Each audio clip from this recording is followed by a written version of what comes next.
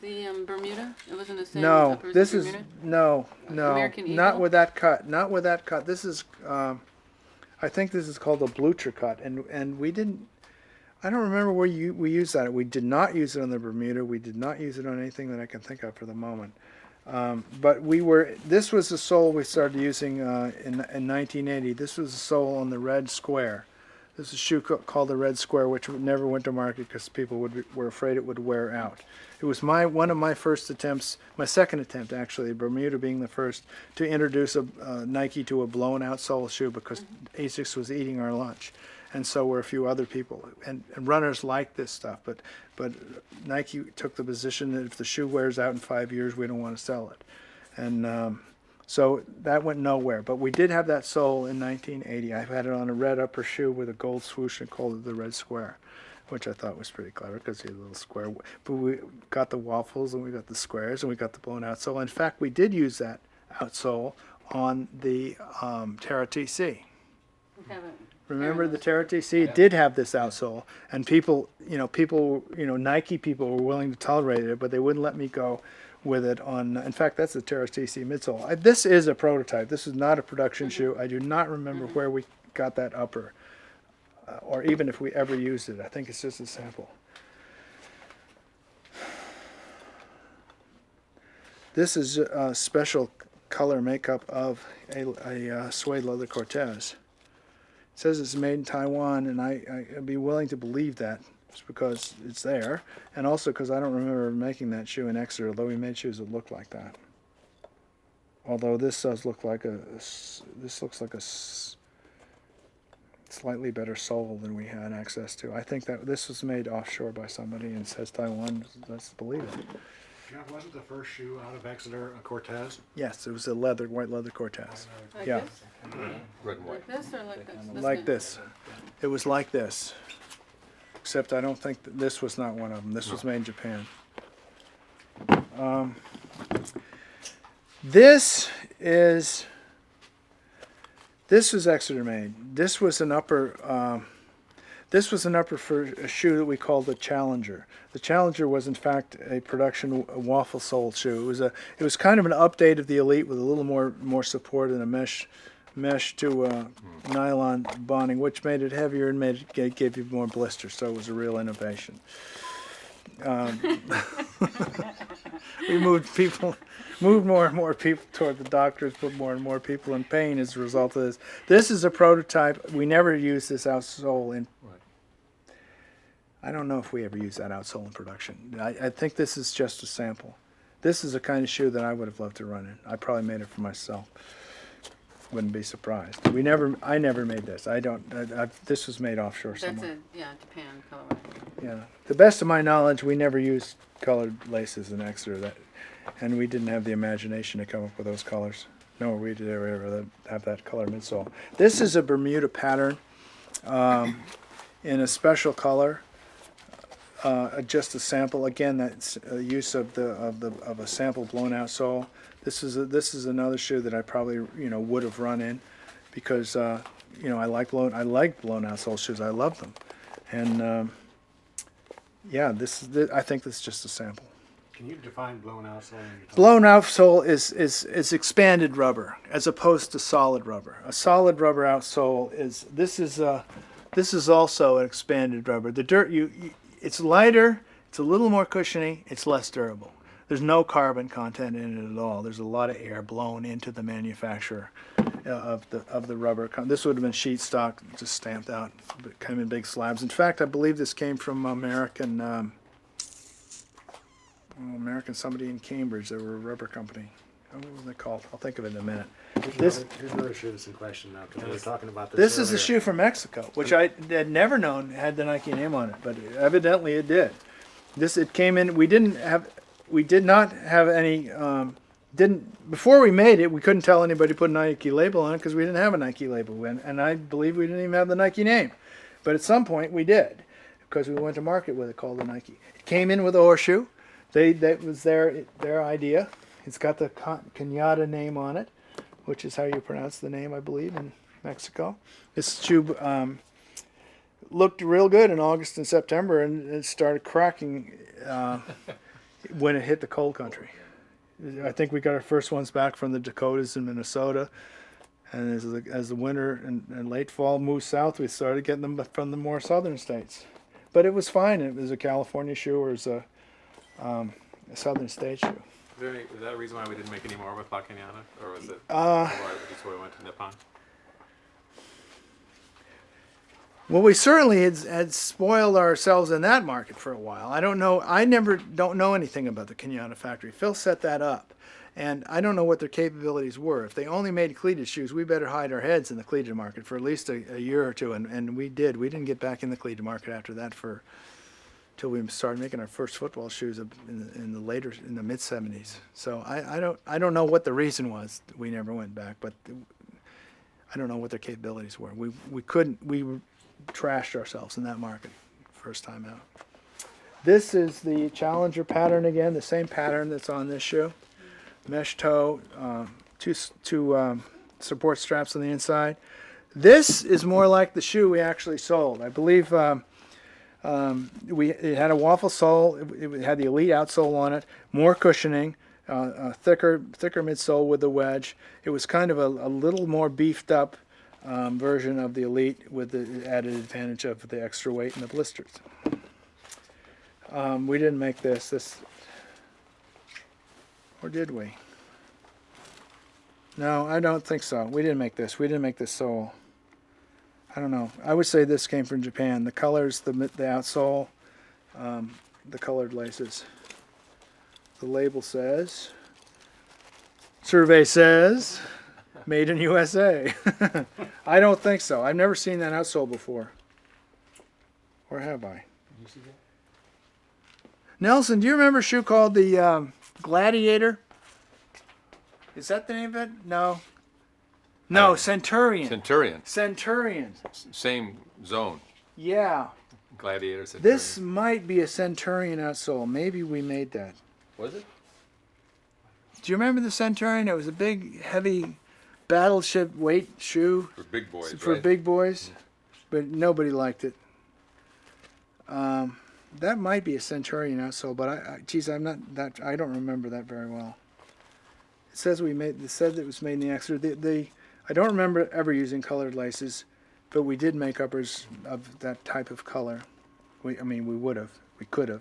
When we make our samples, we often used sample material that was just given to us. Try this color, try this thing. So we just we would make shoes willy-nilly out of anything we wanted. Also to try killing two birds with one stone. Maybe being able to use a new material. And Tinker had said the Olympic trials, there was lots of crazy colors. Yeah. And that was, because here's all these very sedate colors along Yeah. the side where you were, and then Well- kind of broke into those Olympic. By 75, 76, we had a whole shelves full of sample material that had been delivered, and we would have made a few shoes out of it, and it was okay. But there was only a few yards of material left. There wasn't any production run. We weren't going to buy it. Well, when Geoff wanted these shoes for the Olympic trials, perfect opportunity to use all this stuff up, which had been given to us, or which we had, maybe we had bought it, but it was just end pieces. So we'd make 3 pairs of yellow shoes with blue stripes, 4 pairs of green shoes with white stripes, just till we ran out of the material. And that, we had decent shoes, but it was sort of, the athletes could pick their color, almost, if they could find one in their size. So I don't know if that was the idea, kind of just using up all that sample material and also making a little bit of a splash by not coming in with one color, but being everywhere with all kinds of color. It looked like we had 1,000 shoes in our line. It was all nonsense, but it It worked. yeah. It was a little ballsy too, considering very sedate goes with blue jeans colors and crazy wacko colors. Yeah, the wackos, though, who did it didn't consider it ballsy. We thought it was perfect common sense. and very high profile venue, the 72. Yeah. And I remember Cardon wearing some kind of pink shoes with black stripes. I mean, he just looked like ridiculous, but it was kind of cool. Cardon would do that. This might have been made anywhere. This looks to me like a sole Bowerman made, an outsole from Bowerman. This is This is not a mold that we customarily did. We probably stitched the upper in Exeter. The upper is probably Exeter made. We would send Bowerman uppers, and he already had lasts, which we had sent him to. He probably made this shoe, even though it will say Exeter on it because the whole upper was stitched in Exeter. It says made in USA. This was about close to 1980 because it has a material which a synthetic suede which didn't exist in 76 but did by 80, and we used it on the 80 shoes. This would have been the shoes that Geoff would have had at the trials in 76 would all have had real suede leather tips. But this is a material called Geos, which comes from Germany, which is very light, was pretty expensive, and was one of the first efforts of synthetic suede. So this is a late 70s, early 80s shoe. Upper probably from Exeter, sole from Bowerman, probably put together by Bowerman. Hey, Geoff, we want to keep it on that side of the table so they can shoot you better, but can we talk about this side as well? And we'll just have you maybe reach over. Okay, well this will be fast. This was Can we just you start? Can you put it down again? We can reset. There you go. Too fast. We got rules, yeah. Okay, anytime. You ready? Yeah. This was made, looks to me like it was made in Japan. Probably says made in USA. No, made in Taiwan.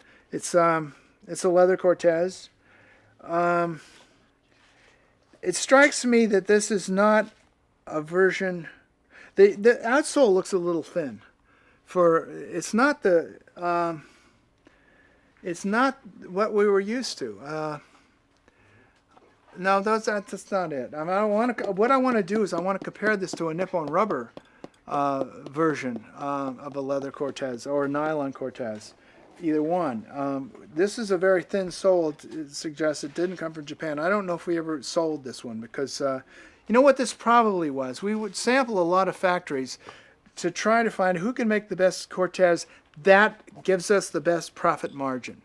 You know, and it isn't really. Because Japan was a tough place to make money in. They made the best shoes. There's no doubt about it.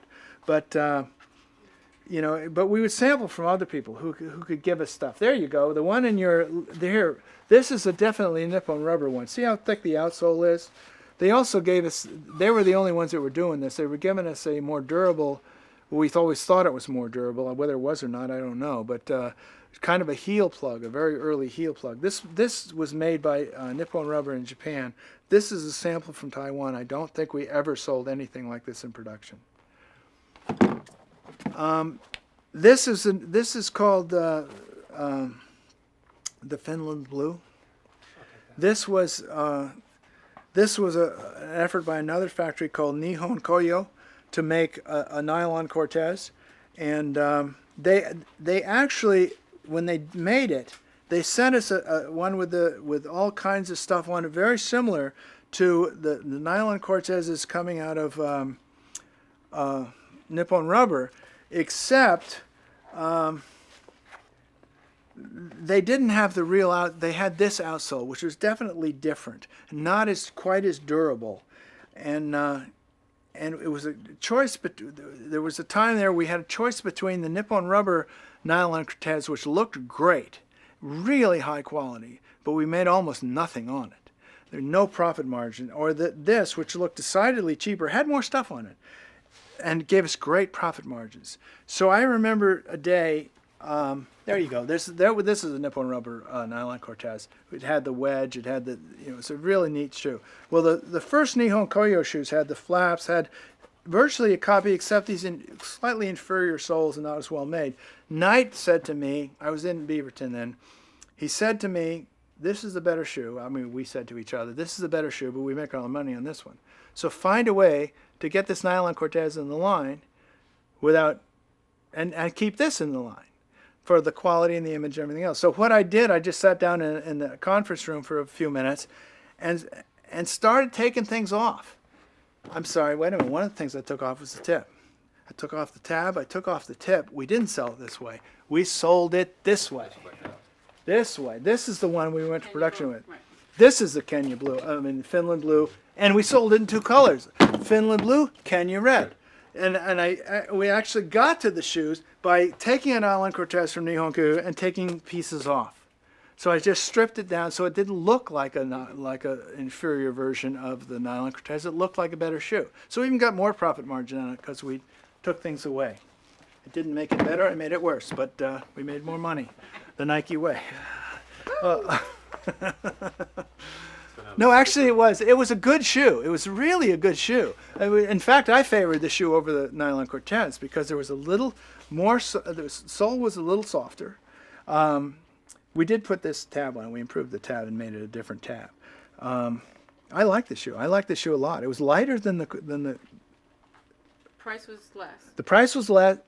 Yeah, price was less. We made more money even with the lower price. I thought it was a better shoe for my style of running, which was a lighter weight shoe. This was a little heavy.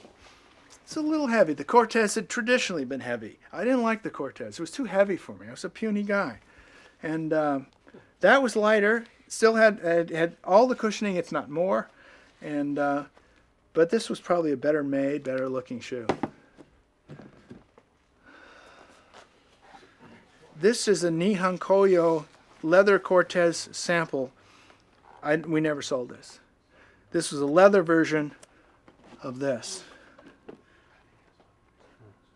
Best of my recollection, we never sold a leather Cortez from Nihon Koyo. Super Cortez.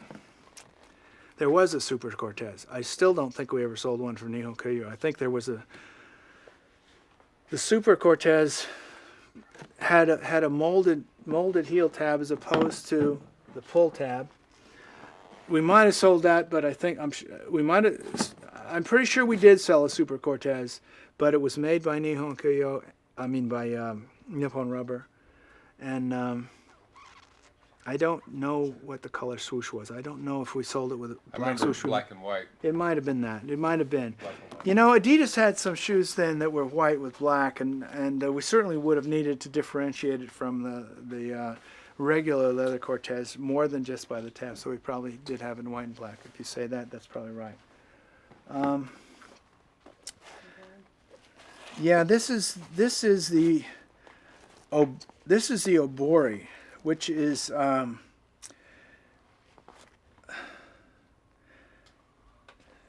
which was kind of a copy of a shoe that Tiger was making. The outsole was obviously available in Japan because it looks very similar to the Tiger outsole, but apparently it was sheet stock everywhere in Japan because Nippon Rubber could get it too. This was made by Nippon Rubber. We came out with it in 72 or 73. John Anderson wore it, although I think he might have worn this color. John Anderson from Eugene wore it to win the 1973 Boston Marathon, whereupon we immediately renamed it the Boston 73. And the Obori name is history. And while it was the Obori, it came out in these two colors. When it became the Nike Boston, I believe it was in this color only. What does Obori mean? Do you remember? Park. It's a park in Fukuoka. I'll buy that. This is a suede Obori. It's I think we've probably sold more for fashion than anything else because it was pretty neat looking. Nippon Rubber. This is TG4 Nylon Cortez. I mean Nylon Marathon. I'm sorry, keeps misspeaking. Although TG4 is a Tiger number, so strike that. We never used it once we became Nike. We didn't call it a TG4. We called it the Nylon Marathon. This is an early blue Nylon Marathon shoe from about, I don't know, 98, 68, 69. This is the suede Roadrunner, also called the Bangkok. It was made by Nippon Rubber. It was very similar to the suede Roadrunners that we had sold from Tiger. So that was 1970-ish, 69, 70, 71. The Kenya Red, our profitable version of the Cortez, Finland Blue, same Just thing. looking at these so far, which ones sold best? Which ones were, you said high profit margins, but which ones were really, popular or that people really? These were pretty popular. They were these Kenyas and Finlands. They were probably, we sold a ton of those because they were a good price point, a good quality shoe. We sold a lot of Cortezes. We didn't sell that many of these, as I recall. I mean, I could be contradicted by facts, but I don't often let that happen. And Jeff, there's no spikes in this, and it might just be the collection. But do you remember? Did we have spikes Yeah. at that point? Yeah, we did. We certainly had tiger spikes. Let's see, did we have Nike spikes? We did. Yeah, we did. We did. There are none here. There was the Americas, which was a red shoe with a blue outsole, and yeah, that was that one. And my memory will have to be jogged well. Oh yeah, that's the Interval. That's the interval. Yeah. We had the interval, which would be a good shoe to put back in the line now, but virtually a training spike, or maybe a spike with a lot of protection for cross country. I don't think our track training shoes are. You either have normal spikes right now with nothing resembling an interval, or kids trying to train in road racing flats. I think that should be a bread and butter shoe for us for the last 30 years, and just disappeared from the line. I don't know why. This is a Bowerman shoe. That is that is an upper that definitely would have he would have gotten from Nippon Rubber. They would have stitched that, and it's his distinctive sole from one of his molds. He would have made that. Now that's a one-piece outsole, and some of the other ones we have moon shoes have two-piece outsole. You mean this is a one piece Yeah. this way? Yeah. The moon shoes I didn't really, I only heard about the moon shoes. I've only seen moon shoes briefly in collections like this, so I'm not really too familiar with them. This is one of the original flight wets. Yep, from Nippon Rubber that was in our And what was that for? Because it's very different than a running shoe. Well, we had a discussion about that at lunch.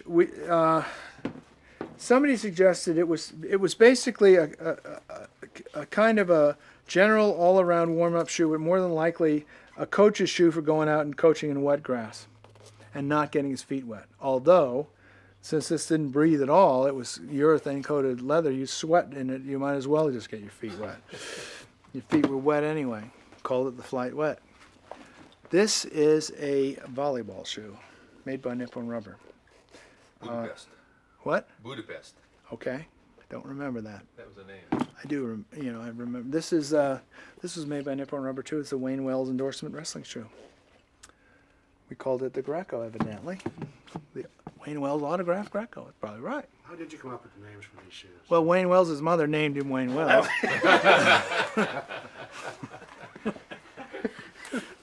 How about Budapest? I don't know. Traditionally that was probably the site of the World Volleyball Championships. I had to hazard a guess. I have no idea, but that's usually how we would come at our names.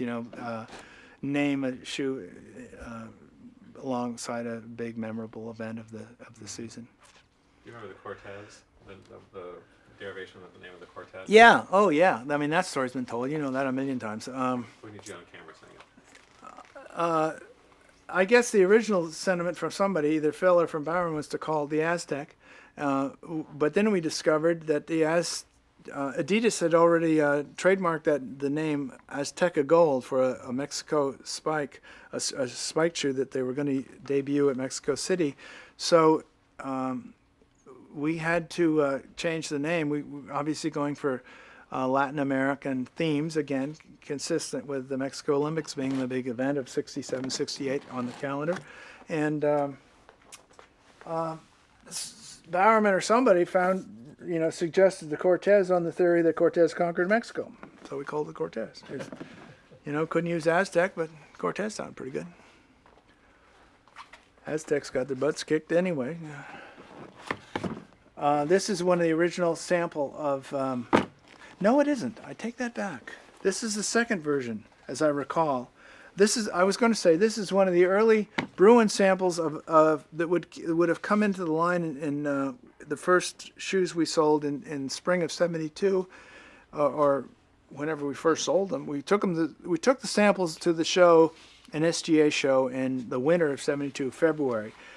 Whether this was actually part of the line that year, I don't remember that for sure. I don't think we had committed to that until we started getting orders for it. But my recollection is this cloth fabric stripe was added later on, like in the second shipment, after we had some tear out problems along the where the foxing meets the uppers in the first season. So this maybe is a 73 or even 74 shoe.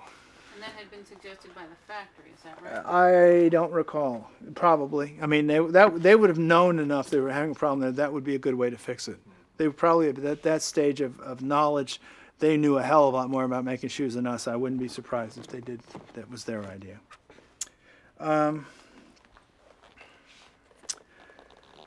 This is a tennis shoe, as I recall.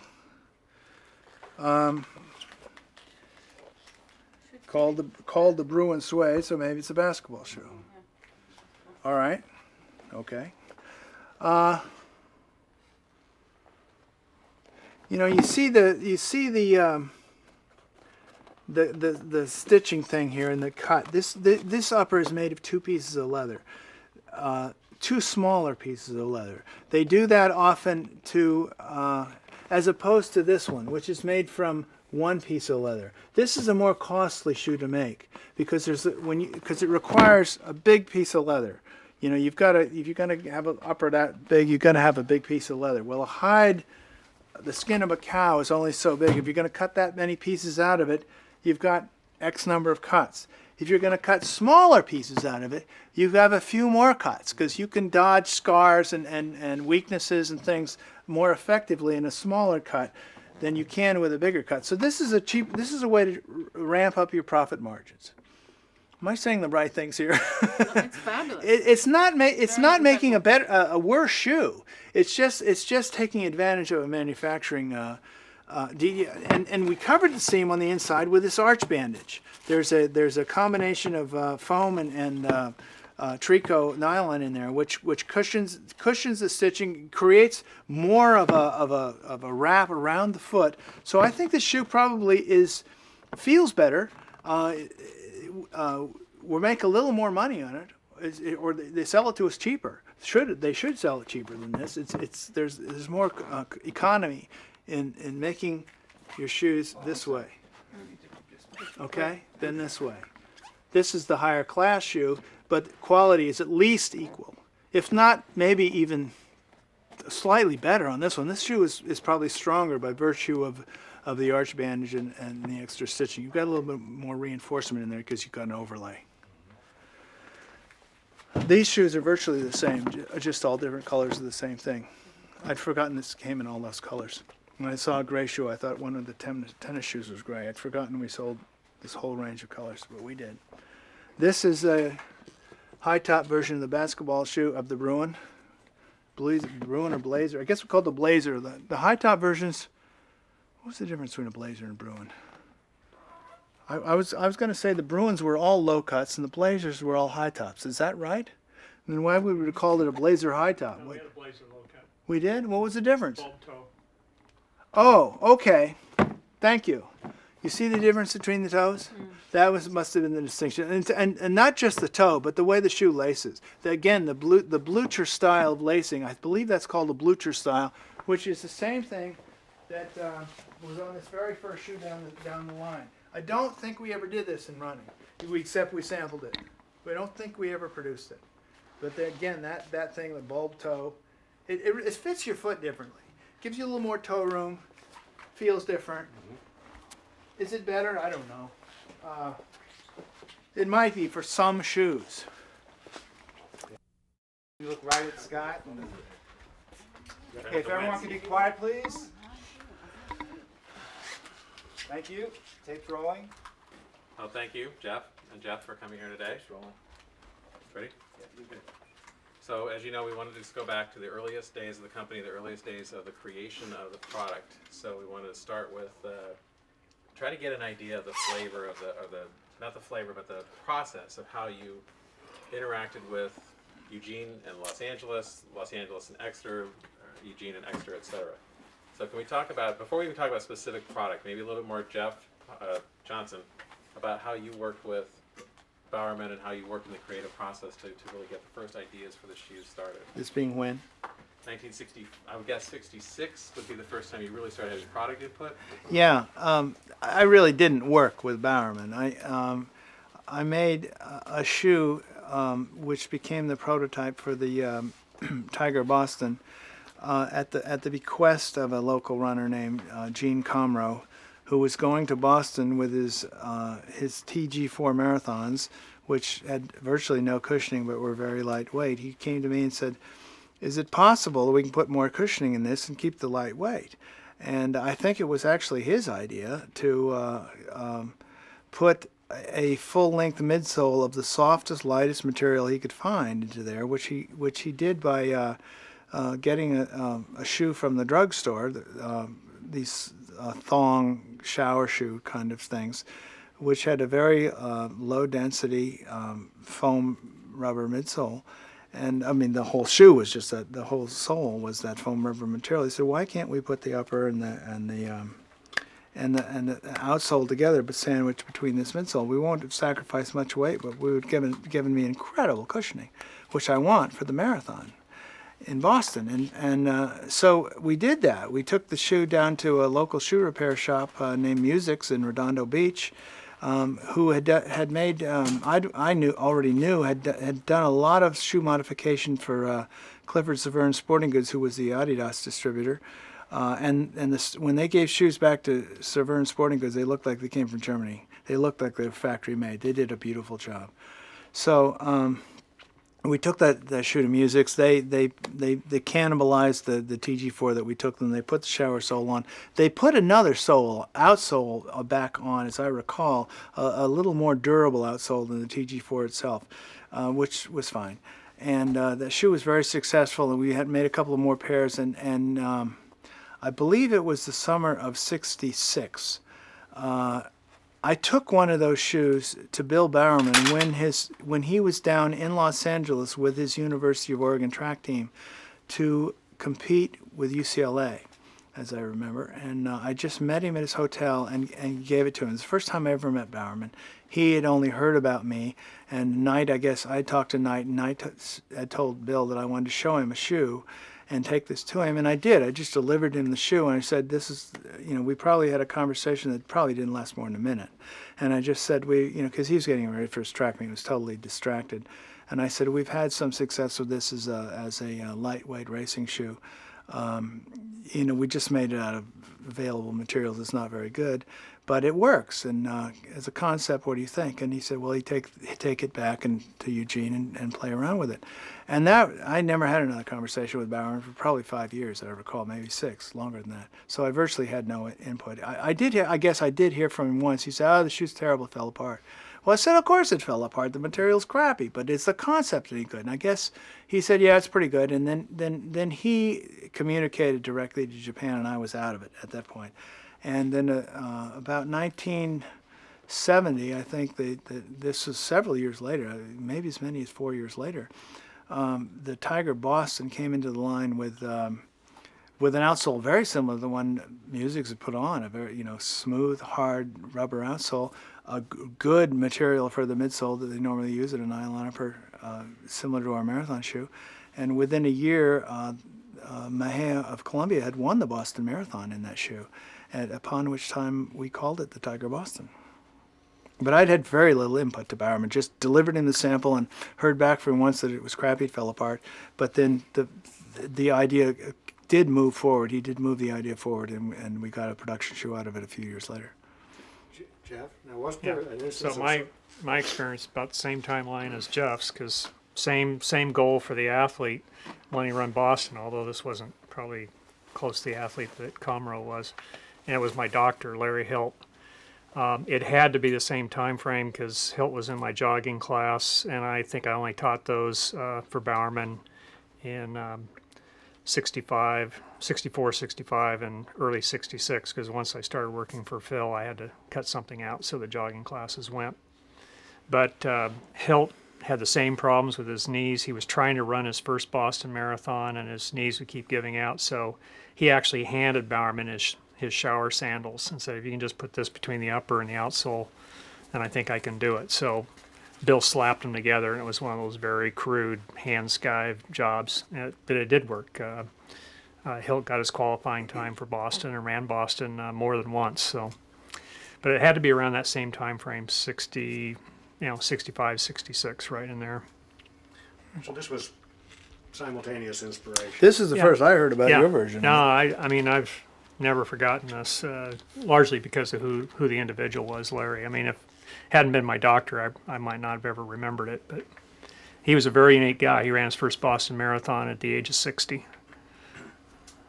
That explains why there's been some confusion about the two stories, because they were happening simultaneously. Okay.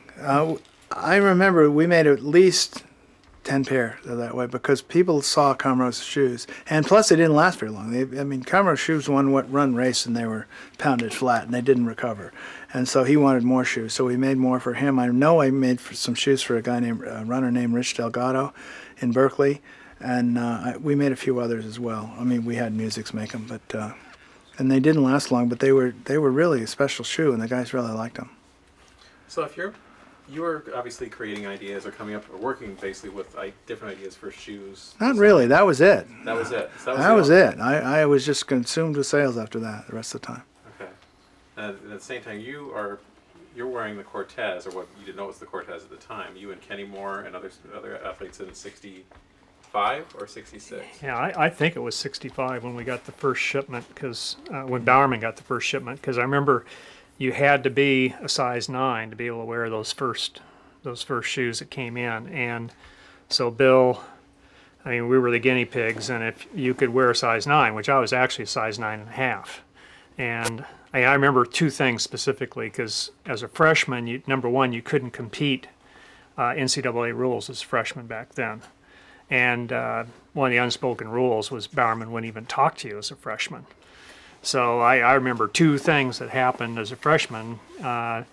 Number one was when he gave me the Cortezes to try on, and two was when he peed on my leg in the shower. And I was ecstatic. I was ecstatic because I said, well, he actually knows who I am. I'm on the team, So That's how we show people at Nike they're accepted. that's right. That's right. We pee on them. Part of the initiation process. But with the shoes, because I was truly more like a 9.5 and not a 9, Bill had us doing a road run out in the countryside, and we were going downhill. And I remember by the time I got to the bottom of the hill, I could literally see the blood coming right out of the seams of the shoe, and I just totally destroyed my big toe. And I gave him back to Bill, and he didn't even say a word. He just got a pair of scissors and cut out the big toe area and handed them back to me. Didn't say a word. And so I continued to wear them. That was my next question: was how did he debrief? How did he learn from what you? Did he take the shoe from you? Did he get your feedback? Well, I don't know if Jeff remembers this, but I thought the toe shape in the original Cortez was terrible. It came to a point, and I don't think there were very many feet that were actually shaped like that. So we were stuck with them. I mean, I think I was just an athlete at the time. I wasn't even part of the company. So, what do you do? How are you going to tell a shoe company to change what they're doing? And I think we got them with the pointed toe probably the whole time we worked with Tiger. Do you want to look at that shoe now? Or I want to challenge that a little bit. I think Jeff is the origin of the Cortez was Bill cannibalizing two shoes, which Sorry, Bill. It's okay. Thanks. Tape's rolling. let me challenge you a little bit on this You didn't lose a toenail. before we start duking it out. The original Tiger Cortez design, as I recall, was simply the cannibalization by Bill of two existing Tiger shoes. One, the midsoles pads, which were separate pads from the TG22 Roadrunner, and the outsole and upper from the TG21, which I don't remember it was called anything but the TG21. But the TG21 was a very narrow pointed shoe. It was never meant for long, hard road running. And I think the very first shoes that you probably got were probably made on that 21 last, which were very pointed. But and this looks like, one of those last, but it looks very pointed still. But I think this is not as pointed as it looks because I think they learned from your experiences. And by the time they were making the production shoe, especially the production shoe with the full-length midsole, this was no longer the problem what had been in the first shoes. Moreover, I want you to tell me if this design was on the shoes Bowerman that you sampled, or whether it has the three stripes on it. No, I think we had the crossed. I think If you pretty had sure the we- crosses, it's not 65 because they didn't come out with that until at least 66, if not 67. And the first shoes I saw of these, which is it could be they could have been in Eugene long time before that, but the first ones I saw were on a bunch of University of Oregon runners. They were clearly factory made, as Geoff has just told you, and they did have this stripe arrangement on them. I think it was the spring of '67 because I was sitting in Stanford Stadium watching Oregon and Stanford have a dual meet. And guys like Kenny Moore and the Oregon runners of the age, I don't know if you were still on the team then, were wearing this shoe. And that was the first time I saw it. But it could have been 66 they were there. But I think if it had this stripes on it, was not 65. That's too early for the Tiger because they were doing the old 3 stripes before that. So somewhere they corrected this last. They kept the pattern, but they changed the last because they were having so much problem with it, and rightfully so because the TG21 last was narrow. Geoff Johnson, or Hollister, in the early days, Bill kept his affiliation with Blue Ribbon Sports pretty under the radar. He didn't really announce that he was a partner. Did you all know when you were running for him about his relationship with the company? Well, I probably knew more in '67 because of Phil. But when you were asked to wear those early prototype Cortezes, did you have any inkling if this was something more than just Bill? Well, Bill had already been, making prototype one-off shoes for individuals going back to. I mean, I remember seeing those on kind of like my hero's feet, when I was in high school. So we knew he was experimenting and tinkering with the shoes, and that was a pretty big deal. I mean, when he made you a special pair of shoes, I didn't get mine until my would have been, can't remember, my sophomore or junior year in cross country, where I got the shoes that Nelson has, the mesh ones that Bill handmade for me. So you wore the shoe, your toenail bleeds, you give him back the shoe, then did you get another shoe a few weeks later? Or No. He just cut out the toe on my shoe and handed it back to me. It wasn't like he had a lot of inventory to work with. I mean, if you were a size 9, you got a pair of shoes. If you weren't a size 9, you didn't get anything. You had to buy your shoes. So after the other Kenny wears the shoes, you wear the shoes. Do you remember? Did he then send this information off to Onitsuka, or where did the information go? I think he was pretty quiet about it. I mean, at least to us he was. He didn't tell us very much, and that was pretty typically Bowerman back then. I mean, he didn't get a lot out of him, and he just did not talk very much about it. And if you complained about something, he wasn't going to argue with you about it. He would just take them and then he'd bring them back. It was. And just jumping ahead, but like with Pre's green and gold spike shoes, when he tried getting away with just taping the gold swoosh on the side. And I brought him back to him after the swooshes fell off when Steve raced down the track and the swooshes just came off the side of the shoe. Then, I gave him back and said, this isn't going to work. And he very begrudgingly, cut out and sewed a heavier swoosh out of vinyl on the side of the shoe. And that's... But, he didn't say very much about it. He just went and did it. One of the things about Bowerman, I think, is that he's kind of a hammer and chisel kind of guy, it seems, when it comes to making shoes. Fit and finish wasn't the big issue. It was performance, and can he get it done, and can he get it on somebody's feet? I think that's a fair characterization. And yet, here's DRS and Nike trying to develop footwear in a more sort of, refined, sort of scalpel-oriented way than hammer and chisel. How is it that sort of, worked within the design world at Nike in the early days, where the guy who's first responsible for making shoes is bashing them out of rough-edged products and materials, and yet you need to elevate the game when it comes to actual production of these footwear. So was there a contradiction there? In terms of how you worked with Bill on that issue? Well, yeah, and how you inform sort of, the direction of the company to be more oriented towards quality finish rather than just pure performance. Who you want to ask? Whoever has a thought. Well, I don't think there's any problem. I mean, Bill didn't expect those things to go the way he made them to go up against Adidas or anybody who was reputable in the marketplace. He knew they had to be cosmetically fixed, but that wasn't his interest. He knew that could be handled at the factory and stuff. That would be polished and sellable and attractive to people to wear. I don't think it was ever a problem or a discussion or a conflict or anything. I think later on, once Bill had meetings up here in Beaverton, he did have some issues with some of the employees who weren't seeing beyond Bill's lack of craftsmanship and understanding the idea and the concept behind the whole thing. If they could grasp that, I mean, Tinker still says he goes back to earlier conversations with Bill or prototypes that he worked on that he particularly remembered, and just understanding what the thought process was and what Bill was trying to accomplish, and that's huge right there. If you can grasp that, the product itself is nothing you're going to want to just show the consumer. Could you get either one of you or both of you talk about the evolution then of the Boston or Orbori or the Cortez and how it did slowly become the shoe that we know it is now? I mean, just the design concepts, the conversations, obviously the Tiger shoe there is a little bit different from the finished Cortez, the Nike Cortez, isn't it? Or was it really the same?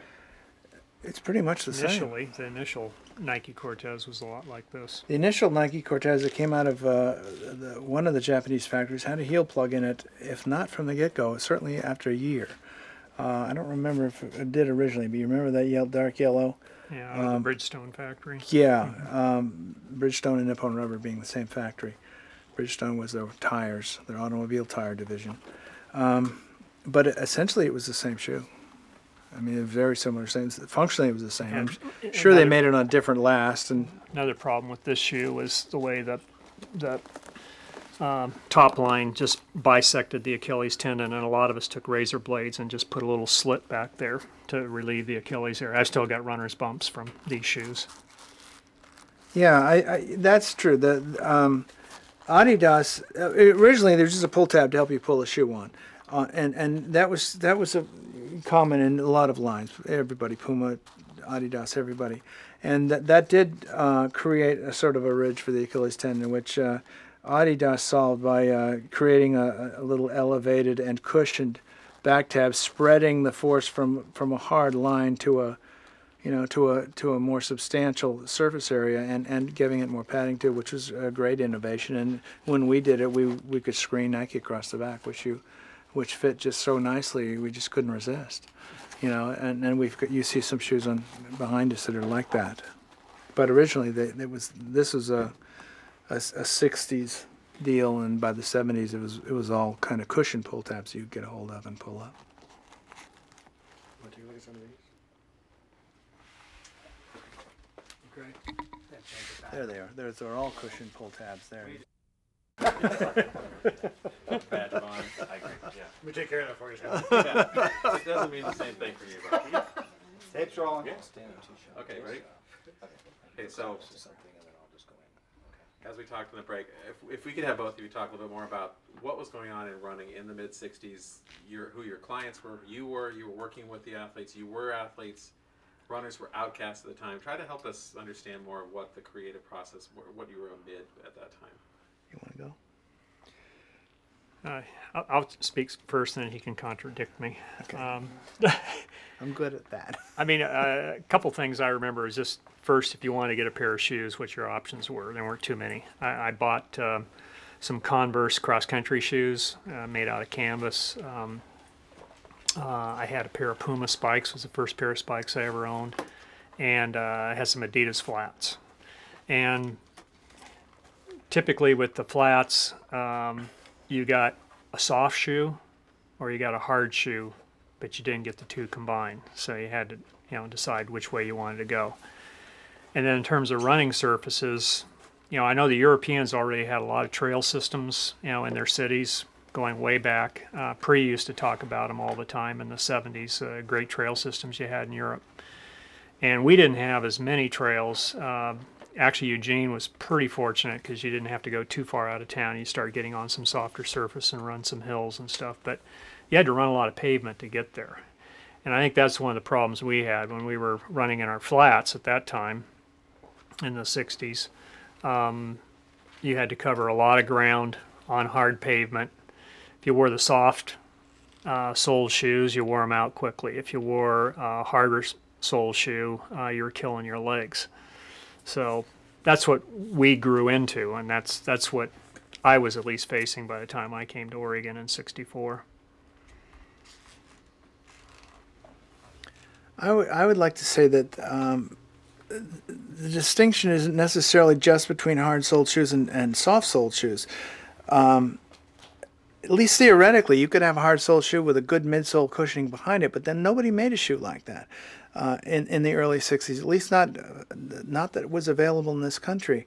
The Germans were used their flats mainly for warming up and maybe trail running and things like that. What had happened in the early '60s in the United States was a revolution in training, which had come from New Zealand from the Arthur Lydiard success in the '60 games, where he had his runners running upwards of 100 miles a week over great periods of the year. And as far as I know, he was making those shoes himself for the runners. He was a shoemaker, and I think he made those shoes. And but because they weren't from Europe, and they weren't from Japan, they weren't from any of the major manufacturers. And when Americans got on to that kind of training, which was not happening in Europe, it was not happening in Europe. The Europeans were much more inclined to still follow the German interval training of Franz Stampfel and Rudolf Harbig and the success of Roger Bannister and people like that, with a very scientific, controlled training, most of which occurred on the track, and was supported by easy runs in the woods and across natural terrain, and not involving a great deal of mileage. And we suddenly started taking to the roads to run 100 miles a week, and we couldn't find the shoes to do it in. And as a result, there were a lot of injuries and a lot of sore legs, as Geoff reports. And the shoes, the flats, the training shoes from Germany had no real cushioning in them, with the possible exception, and I wish I'd cannibalized, two Adidas shoes, one being the Olympiad and one being the Kansas. Do you remember those shoes? Yeah, They were heavy clunkers, and they weren't much better than I didn't particularly like them simply because they were so heavy. They might have offered a little more cushioning. They might have had a softer midsole of some kind in there, but they were a foxing type of shoe that, and you could see the outsole, and you could see the foxing tape wrapped around it. I don't know what the heck was in there, but there was nothing that we talk about that we're used to seeing with a midsole and an outsole, the midsole being softer. There was nothing like that. And the Tiger shoes coming from Japan, I think, lacked that thing, primarily because the Japanese runners were so small, and they had very stout legs that could just take an enormous amount of punishment and do a lot of cushioning on their own. They were just built that way. And Americans started crying out for these shoes that had some kind of cushioning in them. And in fact, the first shoe, one of the first shoes we got from Japan, the TG22 Roadrunner, is what we called it. To the Japanese, it was a high jump training shoe. It had a soft midsole cushion, and there was a lot of spring in it, and they were using it for their high jumpers. I don't know how they possibly could, because high jumping, at least I guess I do know how you could. You could do it when you were flopping, but you couldn't do it when you were, you could do it when you were western rolling or eastern rolling, but you couldn't do it when the flop came in, because the flop you're torquing right off the ground, and I know that college kids that were wearing trainers for that would rip the midsoles right off the shoes when they started doing that in the '60s. So. But we originally sold our best cushion shoe, taking it out of their high jump training shoe out of a catalog, and from that we evolved a real serious shoe, which was the Cortez. That combined a pretty hard outsole, pretty durable outsole, with a really good cushioned midsole, and Geoff has told you that story. So you, by the late '60s, you're in sales. You're selling. You're not designing shoes. What was the reaction to the Cortez? It was good, although he probably saw more Cortezes than I did. I don't think I saw any Cortezes in our line until '69 back in the East Coast. So Geoff would probably have had an early experience, but it was pretty favorable. It was a heavy shoe for some runners, but unnecessarily so. But it was a trade-off. If you really needed a lot of cushioning, that was the shoe. But you paid a little bit of price because it was a little bit on the heavy side. But that was a good shoe. Yeah, it's something I thought about too. You just talk about the times of the '60s, and Phil getting the business started, I think we were fortunate that we were out here on the West Coast primarily and removed from all the rest of the shoe industry. Even the United States, which shoe industry existed, we were on the opposite coast. And I think most people didn't really pay attention to us too much. And I think even once Geoff went to Exeter, they didn't really wake up to that much. And when we did run into them, I mean, Nelson and I remember in particular, when we got more involved with promotions, when they did see us, they had no problems laughing at us. So they still didn't take us very seriously, even they knew we were there. But I think it gave us a bit of a jump in that they just weren't really paying attention. Had we been right in their backyard, obviously they would have taken notice a lot more. And you had Adidas and Puma here in the same community in Germany beating each other up and watching every step, and we weren't involved in that. So Yeah, as Jeff said, in Germany or in Europe, they weren't really looking for the runners there were not the ones that you were trying to cater to in the United States. So that's why we went Not a different yet. direction with our Not at that yet. time. we chose a different path because we had different runners. There's one more fact about the Cortez, which comes in a story, I think, to me from Knight, so you might want to check on this. But as I understand it, the Tiger Factory did not even know what we were doing with the Cortez. They responded to Bill's request for samples. They sent him the shoes, which Geoff tested. We ordered, several thousand pair. They sent them to us, but they didn't know what the hell we were doing with them, because Phil told me, if my recollection is correct, that they didn't even put it in their international catalog. They certainly didn't make it and sell it in Japan. It wasn't in their international catalog for at least our first 2 years of running with it in North America. It was sold very well in New Zealand. It was sold very well in Australia by my estimation. I mean, just speculating, but they didn't know what it was. They had no use for a shoe like that in Japan, and the Europeans weren't using anything like that. And it was only those crazy Americans that wanted that shoe, but they didn't know what for. Was it unusual at the time that a distributor, essentially that's what we were originally, was a distributor would come back with shoe designs? Didn't most distributors just distribute, or was this happening with other companies at the time, or other distributors that you know of? I don't know of any. I don't know of any, but most distributors were just salesmen. We had Bowerman. I mean, we had a different. Phil about that, but I guess that was the. I don't think anything came. I can't think of anything that came maybe from anybody that was distributing. Jeff, I've heard you say that the last thing you wanted to be was a salesman, and that you considered this to be sort of missionary work. Can you talk a little bit about that? Well, yeah. I mean, I don't think I could, sell anything to anybody. Never felt that way, and I never set out to be a salesman. But it didn't seem like sales work. When the shoes that Phil Knight presented me to sell were 50% of the price of the competing versions, and the racing shoes were lighter and had better traction than the opposition, and the training shoes had more cushioning and had more cushioning, and were better suited for the kind of running we were doing. And they both came in at half the price. We could sell two pairs for the price of one pair, the competition. I mean, I just felt I had the obligation to tell people what a deal this was. Never heard of this evangelist, Reverend Jeffrey Johnson, the minister of soul, the shoe soul. Gives you some traction in life, brother. I shouldn't probably say this on camera, but I was before I went out to before I committed to Phil in January '65.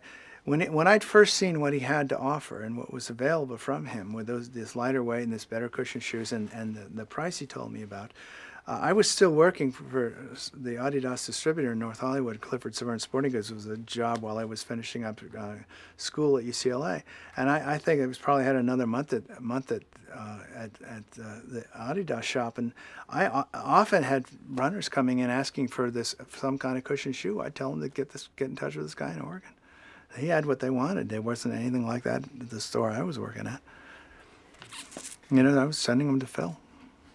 Is there a cultural connection to the acceptance of the Bruin or the Cortez concept, the cushioning concept? It was connected to sort of the acceptance of running in a larger sense, the running boom. It's becoming more popular, culturally more accepted, and so did that environment make it easier to innovate with the new cushioned running shoe concept? I don't think there's any running boom happening until about '72, and Right. So, but even I would say that the fact that we were runners helped us communicate with other runners, and that was a plus. That was a no huge question plus. about it. We knew what we were talking about, and we had their interests at heart, especially when I'm working at D, send them to a competitor. I mean, I liked the guys I was working with. The shoes were great. They just didn't have, they didn't have these certain features that some of the runners are wanting. So the Cortez clicks, obviously. It's the #1 selling shoe for Tiger, I think, in '68. So it's clearly For Tiger or for us? for us. But Yeah. I mean, it becomes one of Tiger's most best-selling shoes, I believe, at the time. So we move into '70, '71, and there's the end of the relationship with Tiger. The talk about the switch over to the Nike Cortez and some of the Nike shoes at the time. Any change in the shoe, or was it literally just removing the Tiger stripes and inserting the swoosh? Well, I think there were legal questions as to what we could do, and what we tried to do in court was get Bowerman's design ideas as well as the name. So we lost on anything that was a patentable design, and we won on the fact we registered the trademarks.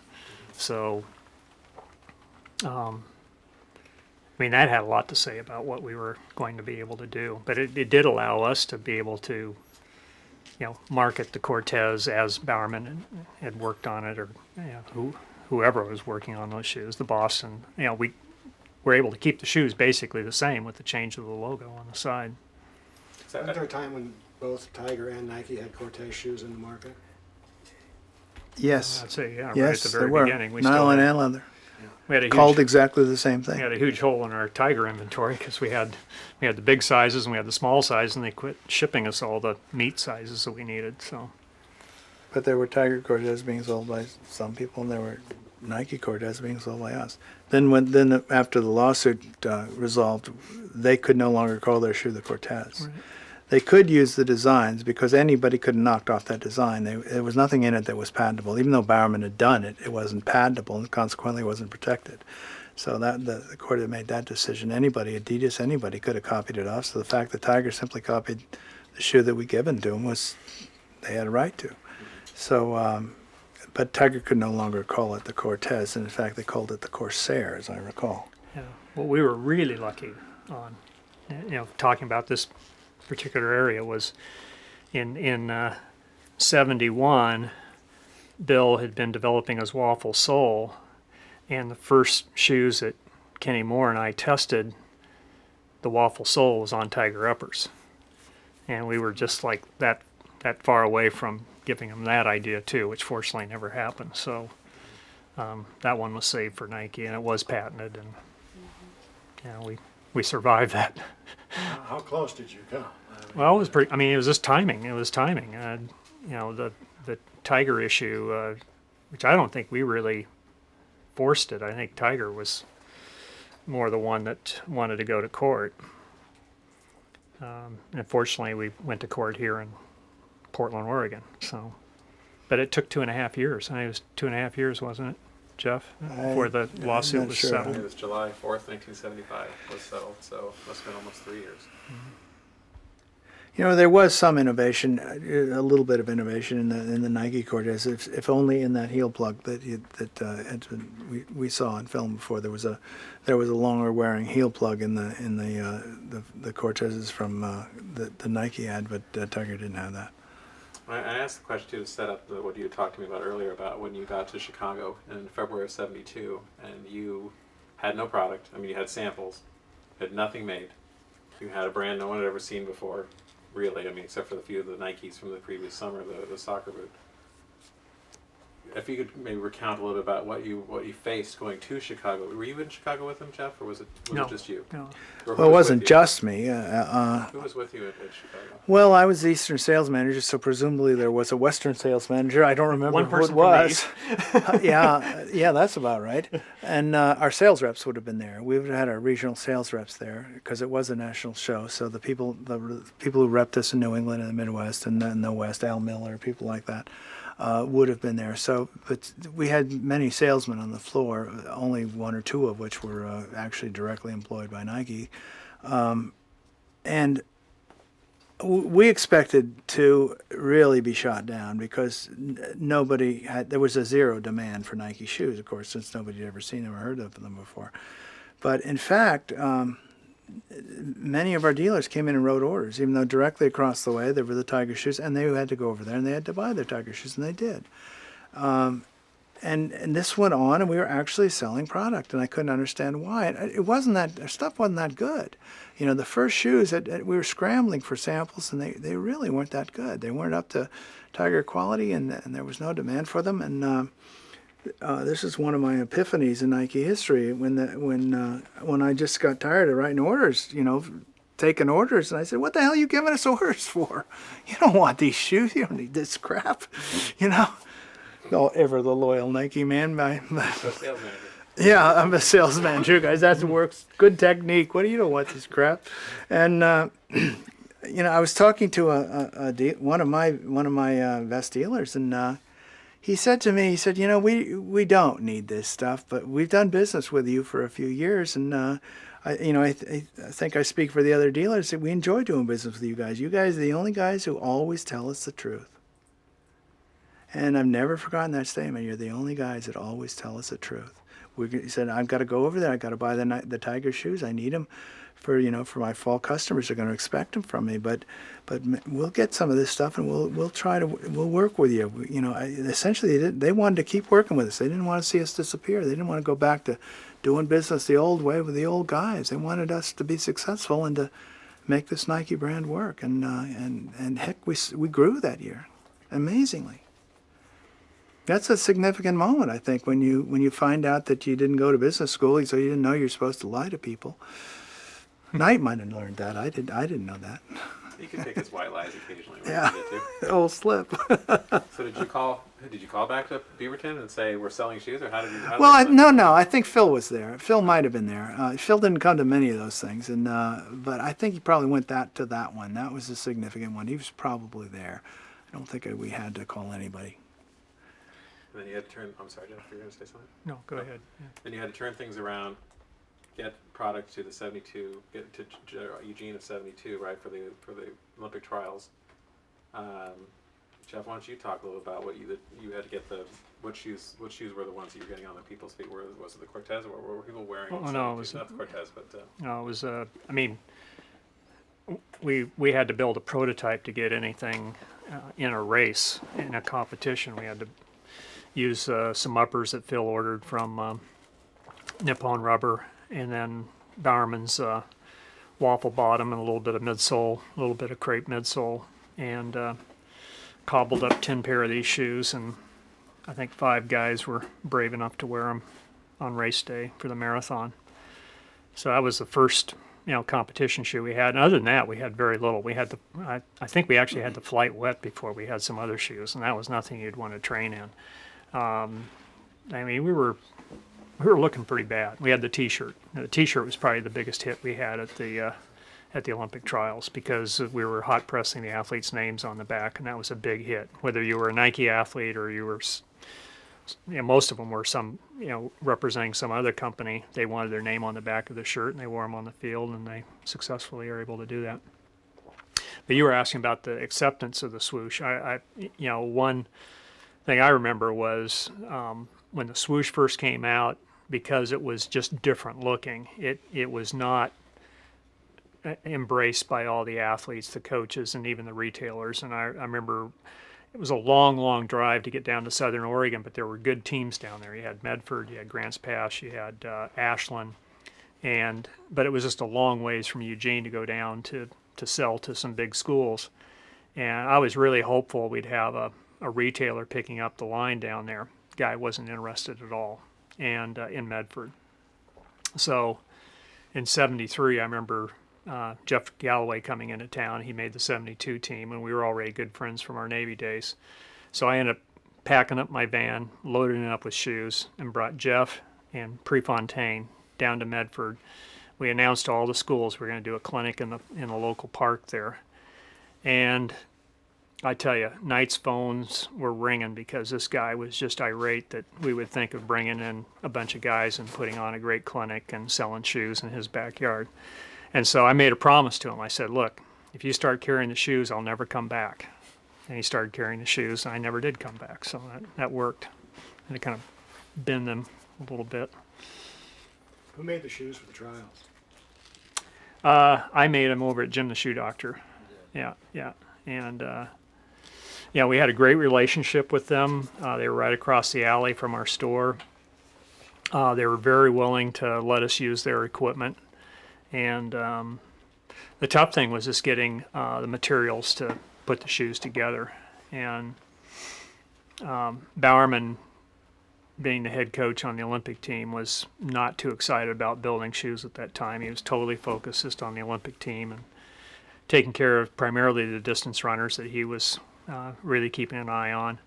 And so he wouldn't allow you to order any waffle unless he signed off on a little piece of paper and have Smitty make up the waffle. And he really chewed me out one day for going on the field while he was timing guys and asking for the waffle, and I wasn't going to get it. So I just went and saw Smitty, and I just said, I'll just beg for forgiveness later on. You got to make up the squares. And Bill was so frugal back then that the squares were only 6-inch, and you had to butt the two pieces together, and you had a seam right where the arch is under the foot. So if you see any of those shoes with the two pieces butted together, you know that's from the 72 Olympic trials. And we only made 10 that I know of. So. Didn't that speak a lot to the difference between, say, the way things were done in Exeter and the way things were done back in Eugene as far as research? I mean, you know, Jim the Shoe Doctor and Bowerman sort of, you know, more about dealing with customers who would come in and say, runners, I'm having this problem, I'm having this issue with my shoes. Very sort of, you know, one-on-one relationships, you know, in Eugene, whereas in Exeter it was more about material science and things like that. Exeter didn't exist yet, so there wasn't an issue then. But when the two did exist, Oh, yeah. there was a difference in philosophy. Oh, yeah, and how yes. R&D was essentially viewed, right? Product design was concerned. Well, yeah, our mission was different. You know, we had timelines and direct assignments, and Bowerman was just told to just do his genius thing. You know, just come up with any kind of an idea and was let to just roam, and that was what he was best at. And that was, you know, we profited from that. We had a different marching orders. Which were, you know, the next season we need a new track line, a whole line, top to bottom, every shoe. Not whether you've got an idea or not. We, you know, improve on what we have, you know. And the timeline was certainly we had a timeline for the 76 Olympic trials, and we you know, we had orders to get a cleated line into production. We had orders to get cleated, meaning football, also baseball, which developed last for those things. And you know, Bowerman didn't. You know, he would just follow his ideas. You know, we had to, you know, react to problems that were defined by someone else, sometimes by ourselves. Because sometimes we see opportunities that would suggest problems, which would, you know, but usually we were doing those, you know, in the back room somewhere, like, you know, our version of the kitchen. So you're runners, creating running shoes for runners. And then all of a sudden you're asked to create the blazer, the Bruin, you're moving into basketball. Can you walk us through was it the need to expand the brand, or what was the thinking for going into another sport? Oh, for me, it wasn't so much being involved with the product development, because I was just taking what shoes I was being given, but you did have that direct contact at the other end with the athletes who were putting them on, and we had some real disasters, especially with the Bruins when they failed to run them through the heat activator and vulcanize them, and they were just falling apart left and right. And I remember, you know, specifically one of the high school teams, state defending champions, Danny Ainge was on the team, and I think Danny and his teammates got 3 pairs of shoes that year just to get them through the season. First pair they bought, second 2 we supplied for free. And finally their basketball coach, Barney Holland, said, look, you're not wearing them in practice. We're just going to save them for games so we can get through the year. And but you know, that was good feedback for Phil and anybody that wanted to try to solve the problem. And it surprises me that they would have kept with them that much. That they would have, you know, agreed to wear them during game, even if they were falling apart. Well, it was a lot tougher when you tried to convince Oregon that they'd be the first collegiate team to wear Nike basketball shoes, first college team in the country, because we'd already had that problem. and it was fairly well known. But they did wear the shoes. When you say we, were you who convinced them? Was that you or the? I think Phil had already had a conversation with Harder, and then I'm the guy that ended up in the Harder's office when he brought the team in and said, you know, I just want everybody in this room to understand that from now on we're wearing Nikes. Are you okay with that? So you had guys like Greg Ballard and Stu Jackson and Ronnie Lee, and it's a hell of a group of ball players, and everybody's nodding their head. We're going to be wearing Nikes. That was a heck of a deal. Was there any crisis of confidence because you were not doing running shoes anymore? I mean, that's something you know, that's a passion you all had. It's something you intimately understood. Now you're in other sports. For me, just the fact that basketball players and football players were big, it was intimidating. I mean, I was intimidated, you know, going into the locker rooms and stuff, and those guys were all huge, and I'm just this puny little guy, you know. But you found out something really quick. If you had something they liked, you know, I'm looking over there at that Astro Grabber, and I remember being with Ronnie. It was probably be an NCAA rule violation today, but I remember being with Ronnie Lott in the parking lot of the Valley River Inn, and he loved these shoes. He just loved the Astro Grabber, and to see a guy pleased like that. He could be the meanest guy in the world, but he's going to be really happy. Spencer Hayward, same thing with his huge Bruins he had. So what were we bringing to the table that they didn't have? Why was Ronnie so excited about this that he didn't have from other shoes?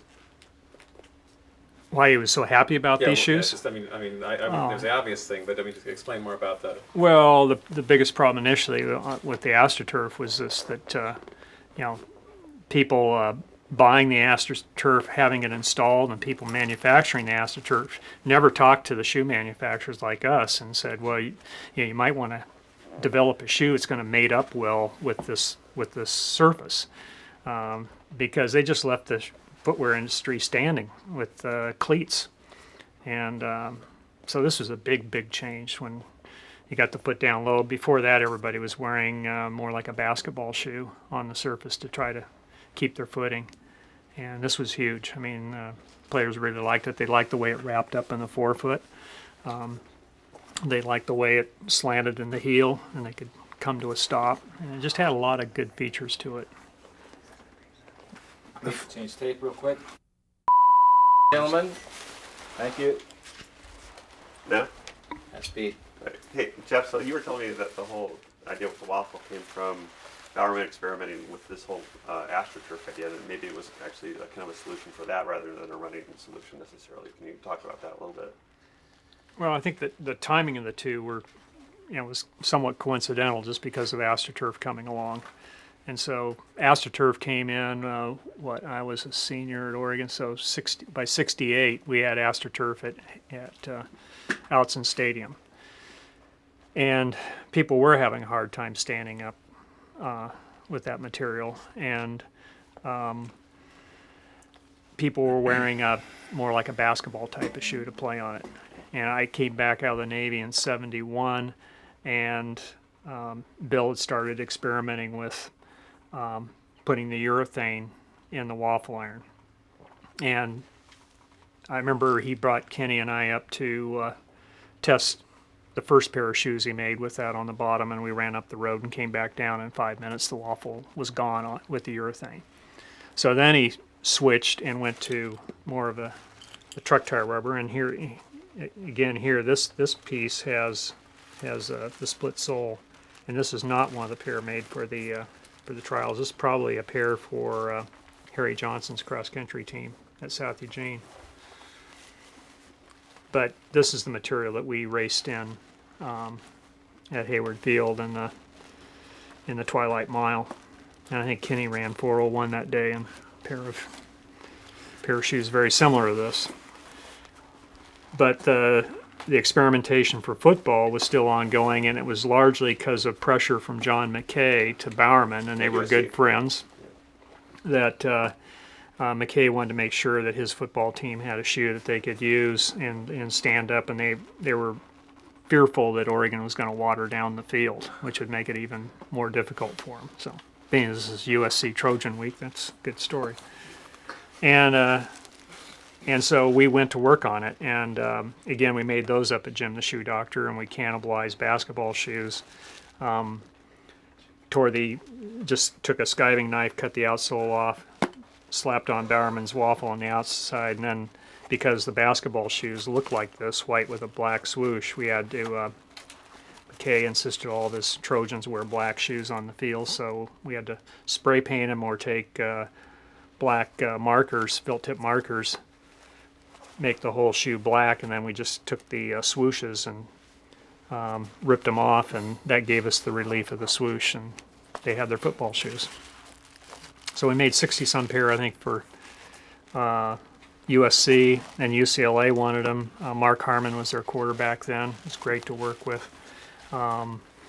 They could wear white shoes, so that made that part easier. And we made a similar amount for them. We were already working with Oregon, and then we worked with Oregon State. So we had four teams in the shoes in one season, and they were all hand built.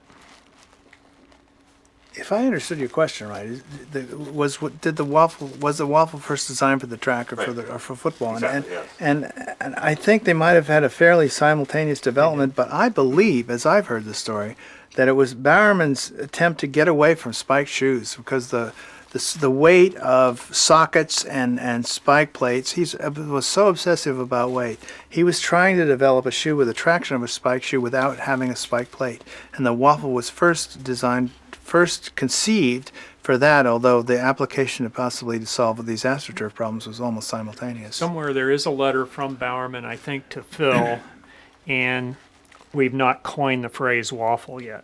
And I think he uses a phrase something like an all-surface bottom or an all-surface sole. But if somebody looks hard enough in archives, Cindy, you'll find it. He called it an all-surface sole or an all-surface bottom. But after a lot of hard thinking, we came up, why don't we call it a waffle sole? Yeah. Oh, we're so smart. Shoes, Jeff. Yeah, this one. Tell us about what you have there, Jeff. Well, I know this came out of Bowerman's briefcase, and people said he made this for Steve, and it says first sub 4 minute mile of a certain season. I don't ever remember Steve wearing a shoe with an X on the side in a race. He might have worn it in a practice, and he was known to run sub 4 minute miles in practice, but this is originally an Adidas upper. You can see where the 3 stripes used to be. So here's the original, probably as production stitched in stripe, and then Bowerman just crossed it over here. And he's got pre on the back tab here. But I really, he's changed the outsole. He might have gotten the weight down a little bit, but not too much. Don't talk to me. I was gonna identify the shoe totally wrong. I was gonna tell you another story, all of which would have been a lie. Well, you're going to talk about the X. Yeah, I was going to talk about the X. That's what I wondered about. There was a shoe factory in Portugal that made a shoe, a very good, very competitive spike shoe and training shoes with an X design on the upper. But this, in fact, is an Adidas shoe. I can see that now that you point that out to me, that there were 3 Adidas stripes on it, which have now been changed. I was going to say this upper came from Portugal, but that's not right. It came from Adidas. This is an Adidas shoe that's been Bowermanized. For sure. Yeah, this is more like what Bill would make up for us as individual athletes, and the one he made for me had a nylon mesh upper. Jeff thinks this is maybe a glove leather. I know he did capture a rattlesnake up near his house, and that ain't rattlesnake. Yeah, and he did make some shoes with a reinforced rattlesnake upper. And he tried all kinds of things, but his main thing was just to get the weight down. And he did boast that the shoes were only meant to last one race, and sometimes they did fall a little bit short. But this is really typical and very light. And what Jeff noticed is rather than put a spike plate on the bottom, this is something that his lab was experimenting with.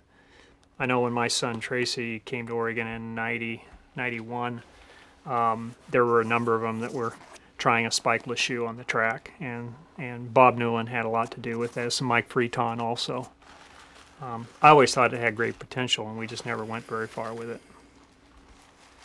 Before we get too much further, several minutes ago you said you asked about our innovations and design work and input into non-running shoes, and specifically mentioned the Blazer and the Bruin.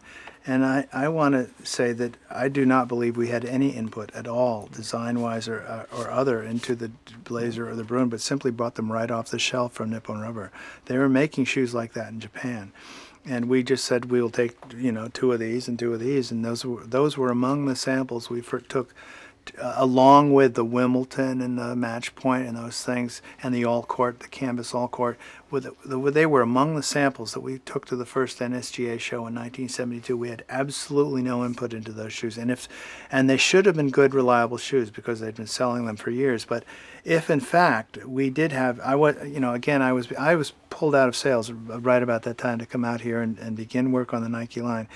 And I don't recall that we had the manufacturing problems that Geoff described, but if we did, I would ascribe it to the size of American athletes versus the size of the athletes that these shoes had been sold to previously by Nippon Rubber, whoever they were selling them to. I just think our basketball players were so much bigger that they put so much greater stresses on the shoes that could have been the result, and which then they remedied with some of the strips. We saw a Bruin modified with a strip of fabric around the foxing to prevent rip out, and I think that was new to them, the intensity of the forces that our shoes were subject to. So when did we start putting innovation into basketball shoes? What would have been our first basketball shoe with either Bowerman or just by that time our own designers' innovations? Do you know? Boy, I would say it was, maybe 4 or 5 years went by before we got. Yeah. We had to. It would have probably come out of Exeter. I don't know of any Bowerman basketball shoe designs, and Exeter spent 2 or 3 years as simply trying to develop manufacturing capability, and then became a development point just maybe in '75.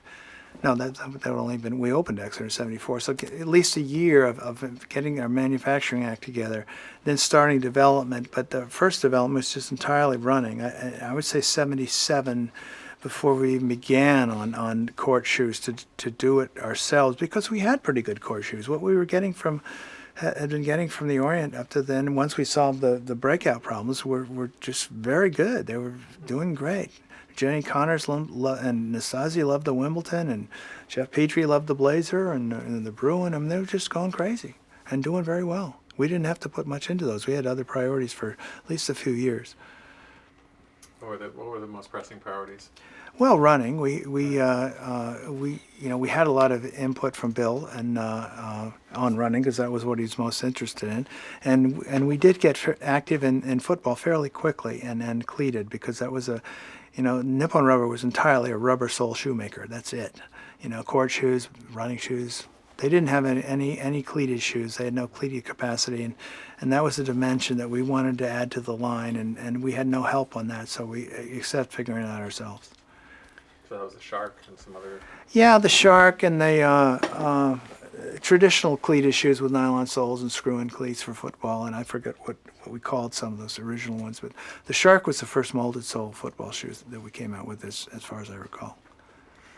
And I felt that really the athletes themselves often began to drive the innovation, and the two I remember, actually in the early days, Kenny Moore was a great tester, because he could really articulate the changes. But by the time we got to say like 78, 79, and you started working with people like Coe and Ovett and Quarry, to me was really important too for the sprint shoes. Ovett was the first one really being very, very specific and detailed about what he wanted in a shoe.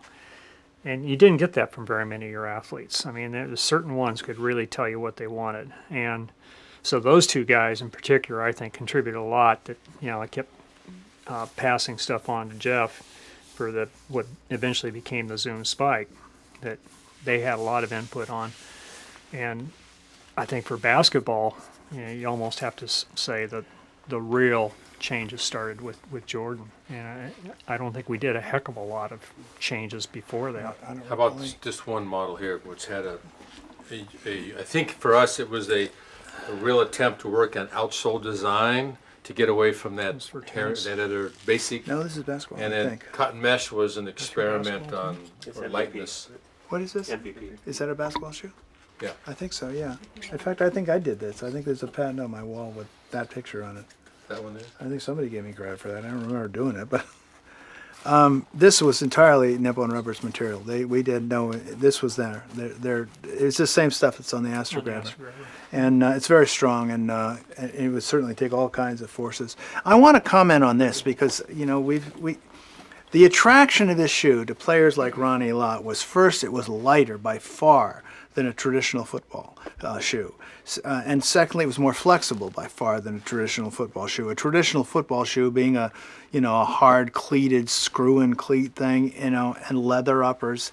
And so the flexibility, the weight, and with the waffle sole, the traction. I also want to point out this is probably not the shoe the guys like Bob Newland and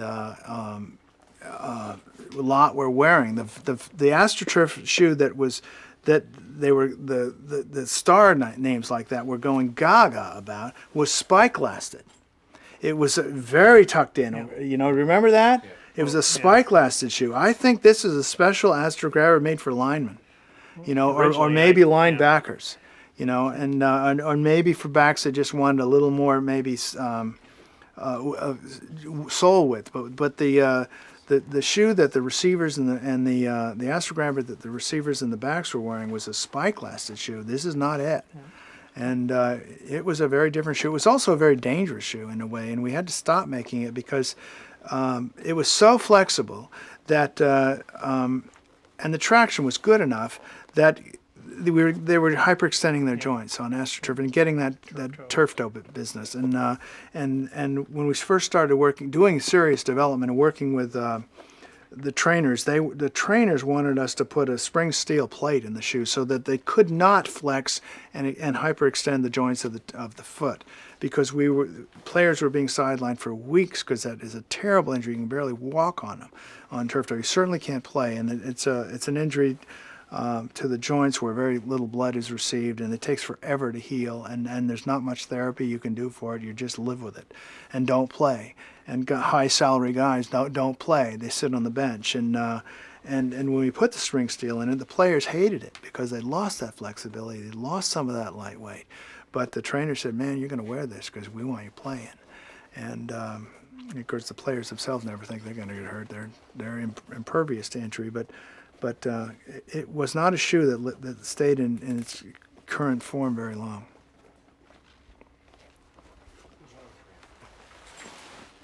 Geoff, I got a question for you, Geoff Hollister. Somebody asked me earlier, you mentioned Smitty. Can you? Smitty, who is yeah. Smitty? Oh, the whole Smith- shoe doctor thing, right? Smitty worked for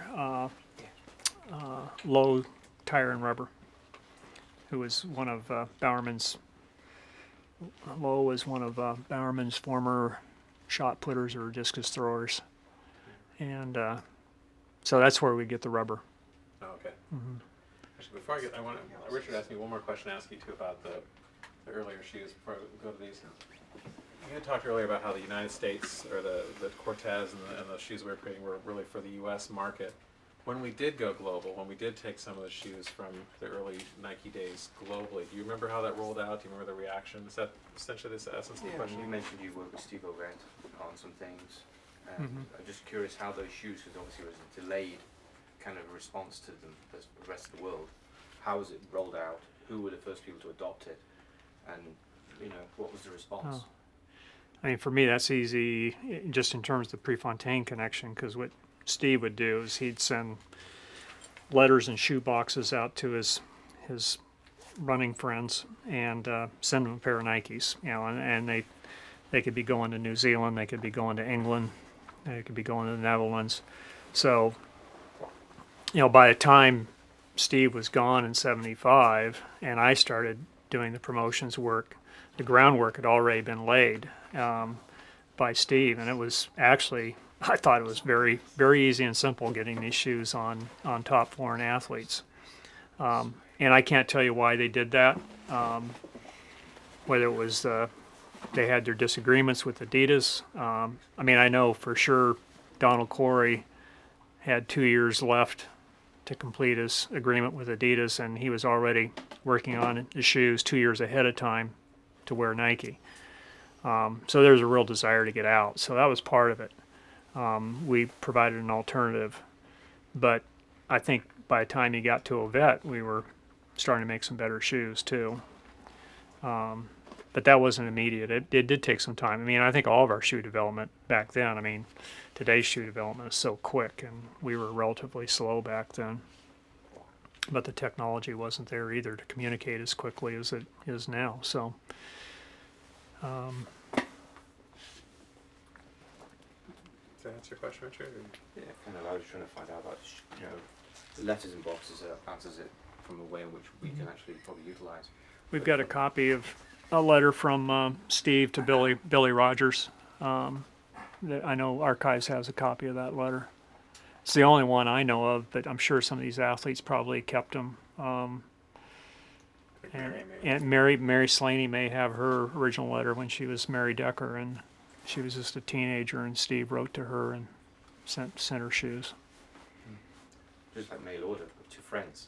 Like, Yeah, I mean, Steve had a friendship. I mean, in the case of Mary, he didn't race against her, but in the case of guys like, Dixon, Quacks, and Walker, he raced against all those guys, Pudemans, Brendan Foster.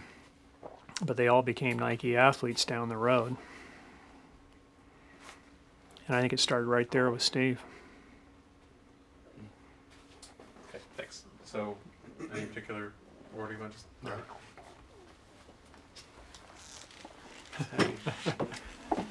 Tell us about the shoe. Yeah, Jeff doesn't want anything to do with it. if he thinks, boy, the Astro Grabber caused injuries, this one really did. This was an overreaction. I mean, this was, out of Vixie's shoe lab, and we'd actually started out in late 74, 75, helping Pre with the fact that he was having some Achilles problems and starting to wear an insert inside his shoe. So, and back then, if you took a look at all the Cortezes and everything, the heel counter was actually as wide or wider than the actual base of the heel. And so you didn't have a lot of stability. So our original prototypes, the whole idea of flaring out the shoe and everything was to create a broader base for the runner, and we really did overdo it. I mean, we probably should have never put this shoe out. The Tennessee runners called it the tractor trainer because they swore you could plow your fields with it when you ran through them.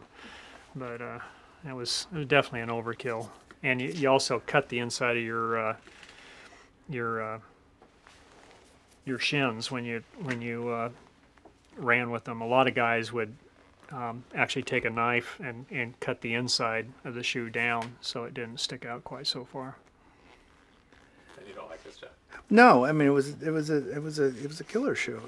The concept was that there had, by the mid '70s, the running boom had been moving along for about 3 years. I mean, most people date the running boom from around '72, and a lot of people were running for the first time that had never run before, and they were just doing one thing. They were just jogging, running one speed on one surface every day. And they were getting overuse injuries. Overuse just being constantly the same thing. They didn't have the preparation of their lower limbs that, track men having run on speed, so much speed work and spikes and different surfaces had before them. And suddenly a whole raft of new injuries came about. And also the word sports medicine was coined about the same time because there had never been such a medical term. But the running boom contributed to a whole new kind of doctor trying to keep athletes healthy. Well, anyway, one of the overuse injuries was caused by excessive pronation, the tendency of the foot, upon striking the ground a little bit to the outside to come over and balance and be under your body and to turn inward. A lot of people were turning inward too far because their architecture of their foot was such that they were rolling in, and this would translate up the shin and start grinding way behind your knee.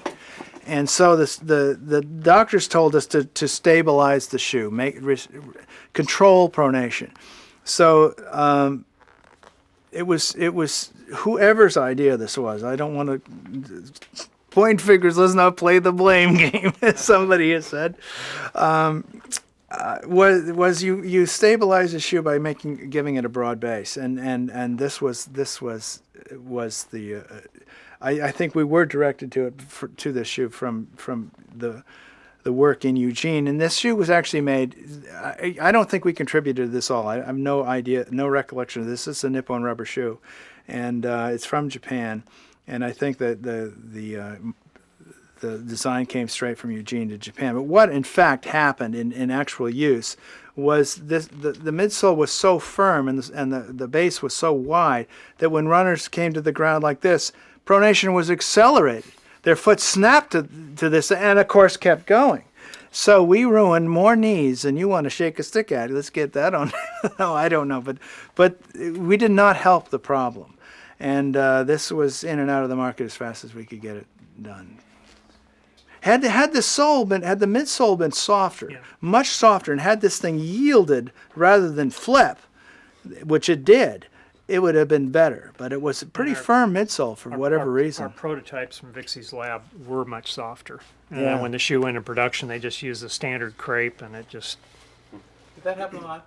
Did that happen? Was that a rare occurrence? Or was that pretty common that the shoe would change before? I don't know what the accepting process was for accepting shoes into the line. Now we've got this very elaborate, extensive process we go through. But back then, somebody had to make a decision that this was okay to go in the line, and it really wasn't. We should have probably never come out with this. You've got to test everything, but beyond all reason. If you can test the prototypes till the cows come home, but when it goes in production, you better test it all over again. And if you change one thing, even the length of the shoelaces, you don't now know what forces you've set in motion. You better test it again. And the problem is always there's a deadline.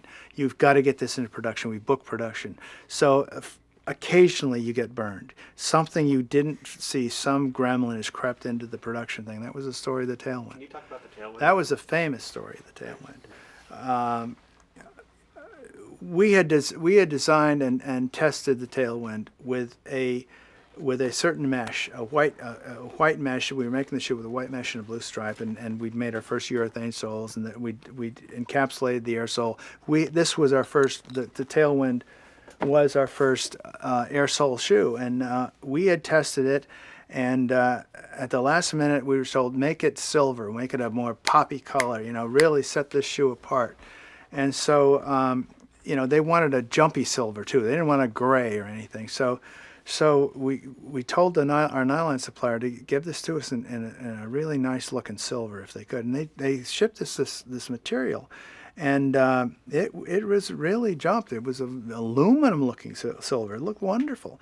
And I said, well, we better test this, And Boyd, Oregon went ballistic. They said, no, you goddamn it, guys, you want to test everything. You never want to make anything. You won't, it was, you'll just, they used a vile word, but it had to do with fingers and never mind. But they you want to test it forever. And I said, you can't be sure until we've looked at it. It's probably all right, but it won't take very long to just test this material one more time in an actual wear test. Because you can machine test stuff too, and it ain't the same as when the dynamics of the foot in the shoe. Well, we didn't test it. We were forbidden from testing it, And this was one of those tragic occurrences. The manufacturer had achieved that great silver look by putting actual ground pieces of aluminum into the dye or the paint or whatever was on this nylon, and the sole was soft enough that you created this kind of a dynamic like this when a runner was actually going on the thing. And we pull tested it. It pulled the same. It did everything the same. It held bonds the same. Everything you could do on a machine, it held up. But when it got into this running dynamic and the shoe sole started doing this and the upper started doing this, it started sawing itself apart.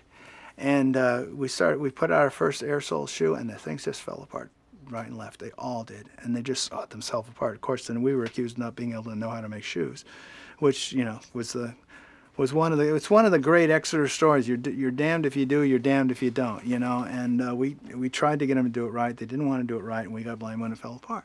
And you know, that you get fairly frustrated. That happens too often. It didn't happen too often, fortunately. We watched things as carefully as we could, and as we were permitted to. But that was, you better test stuff. Just let that be a lesson to people. Don't even if it's only a color change. You don't know. You don't know for sure. Well, the irony was you were always so focused on the airbag and making Yeah, sure it worked. yeah. That was the hard problem. That was the tough problem, and we solved that as well as we could, given the state of what we'd come up with, the urethane compounds. And then fortunately, we got it much softer. They are softer now, so there was even more bounce. But geez, that was a tough time. That was, we all felt so badly about it, but we also felt we couldn't avoid what happened. It was out of our hands. While we're talking about tailwind, actually, the PR department wanted me to ask you a question about your interaction with Frank Rudy at the time and his involvement, or was he at Exeter a lot, or how did that whole thing? He was. He was at Exeter a lot, and at some point, a lot of that development went to Maine, to Saco, Maine. We had to set up a kind of a very secure. There was more room in Saco, and once Del Hayes got everything going up there, he set up a secure aerosol making facility and research facility up there. And at some point, Frank stopped showing up at Exeter, and there were more people involved in the project up in Saco, Maine, and he was spending a lot of time there. Any particular stories along the way or trials or tribulations? Sorry, we need to change tape.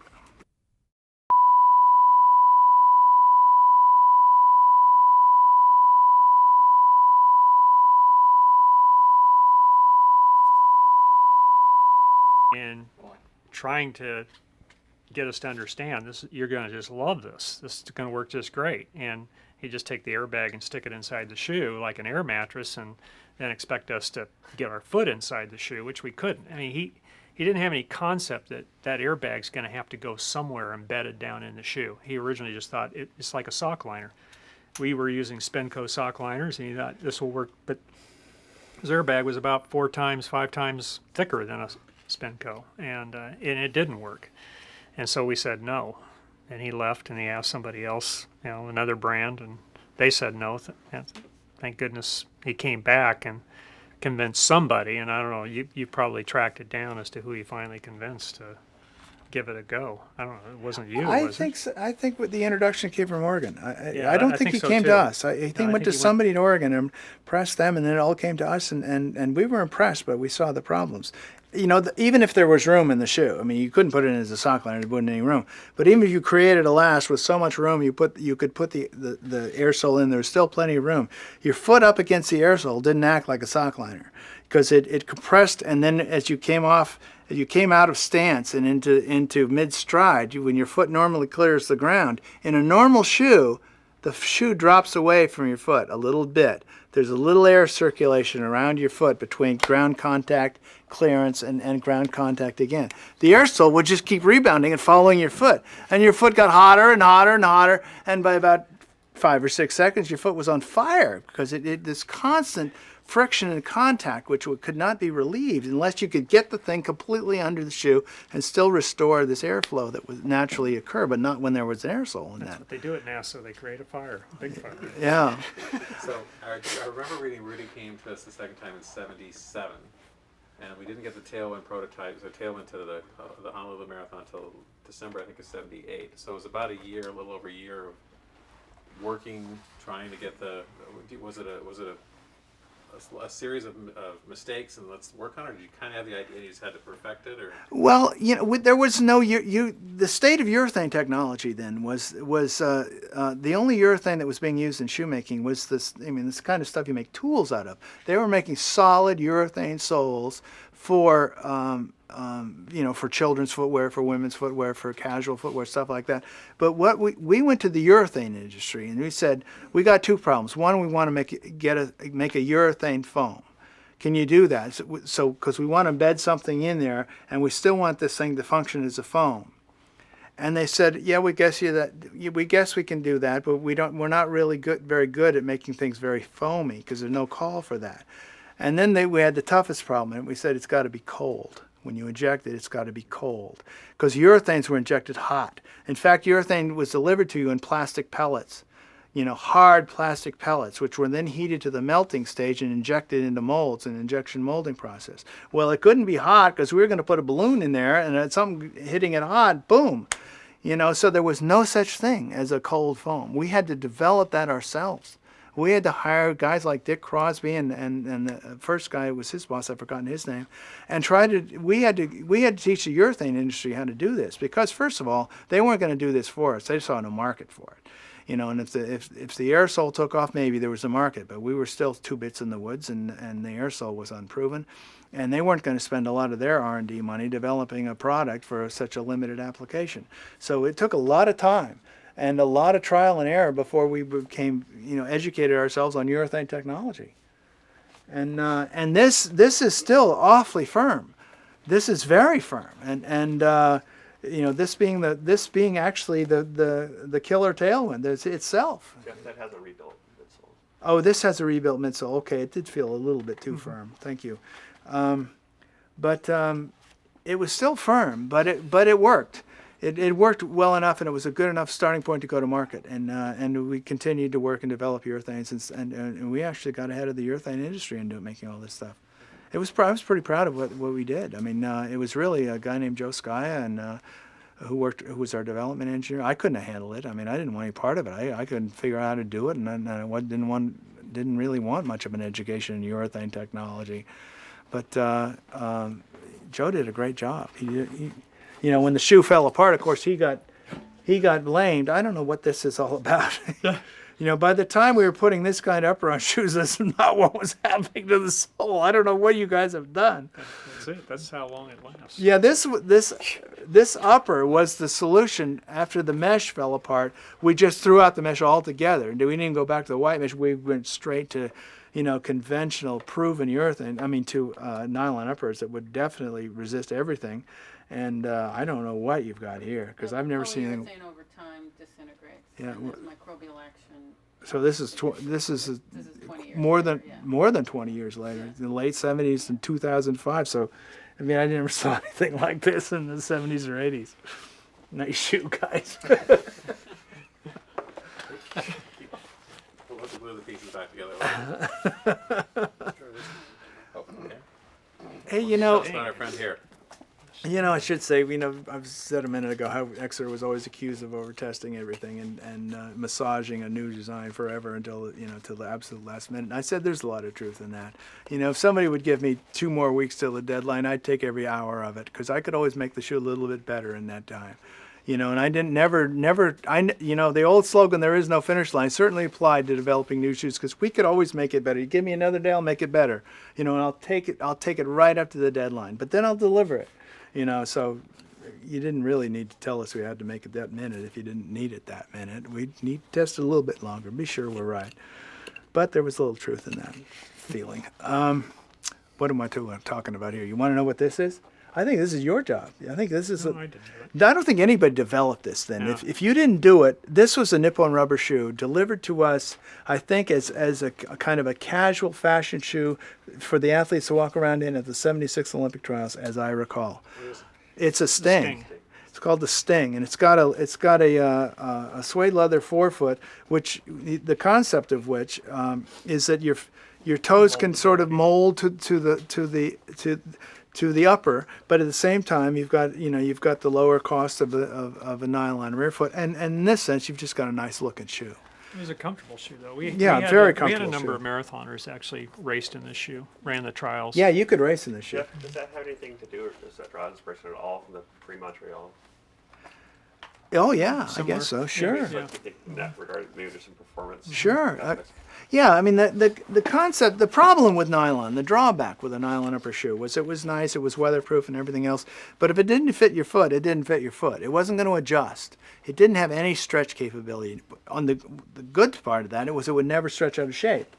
But the bad part of that, if it didn't fit your foot, it wouldn't mold to your foot in any way. So the idea was, well, maybe we can get the best of both worlds. If we have a seamless forefoot, which you can do if the forefoot's small enough. It's harder if you want this thing to come all the way around here. It's much harder to create a pattern that's seamless, that doesn't pucker and do everything, that wraps around a complicated shape to go all the way back here. But it's a lot easier if you can stop it short and seam it and convert to nylon. And then you can dramatize it by changing colors. You can add the support stripe here.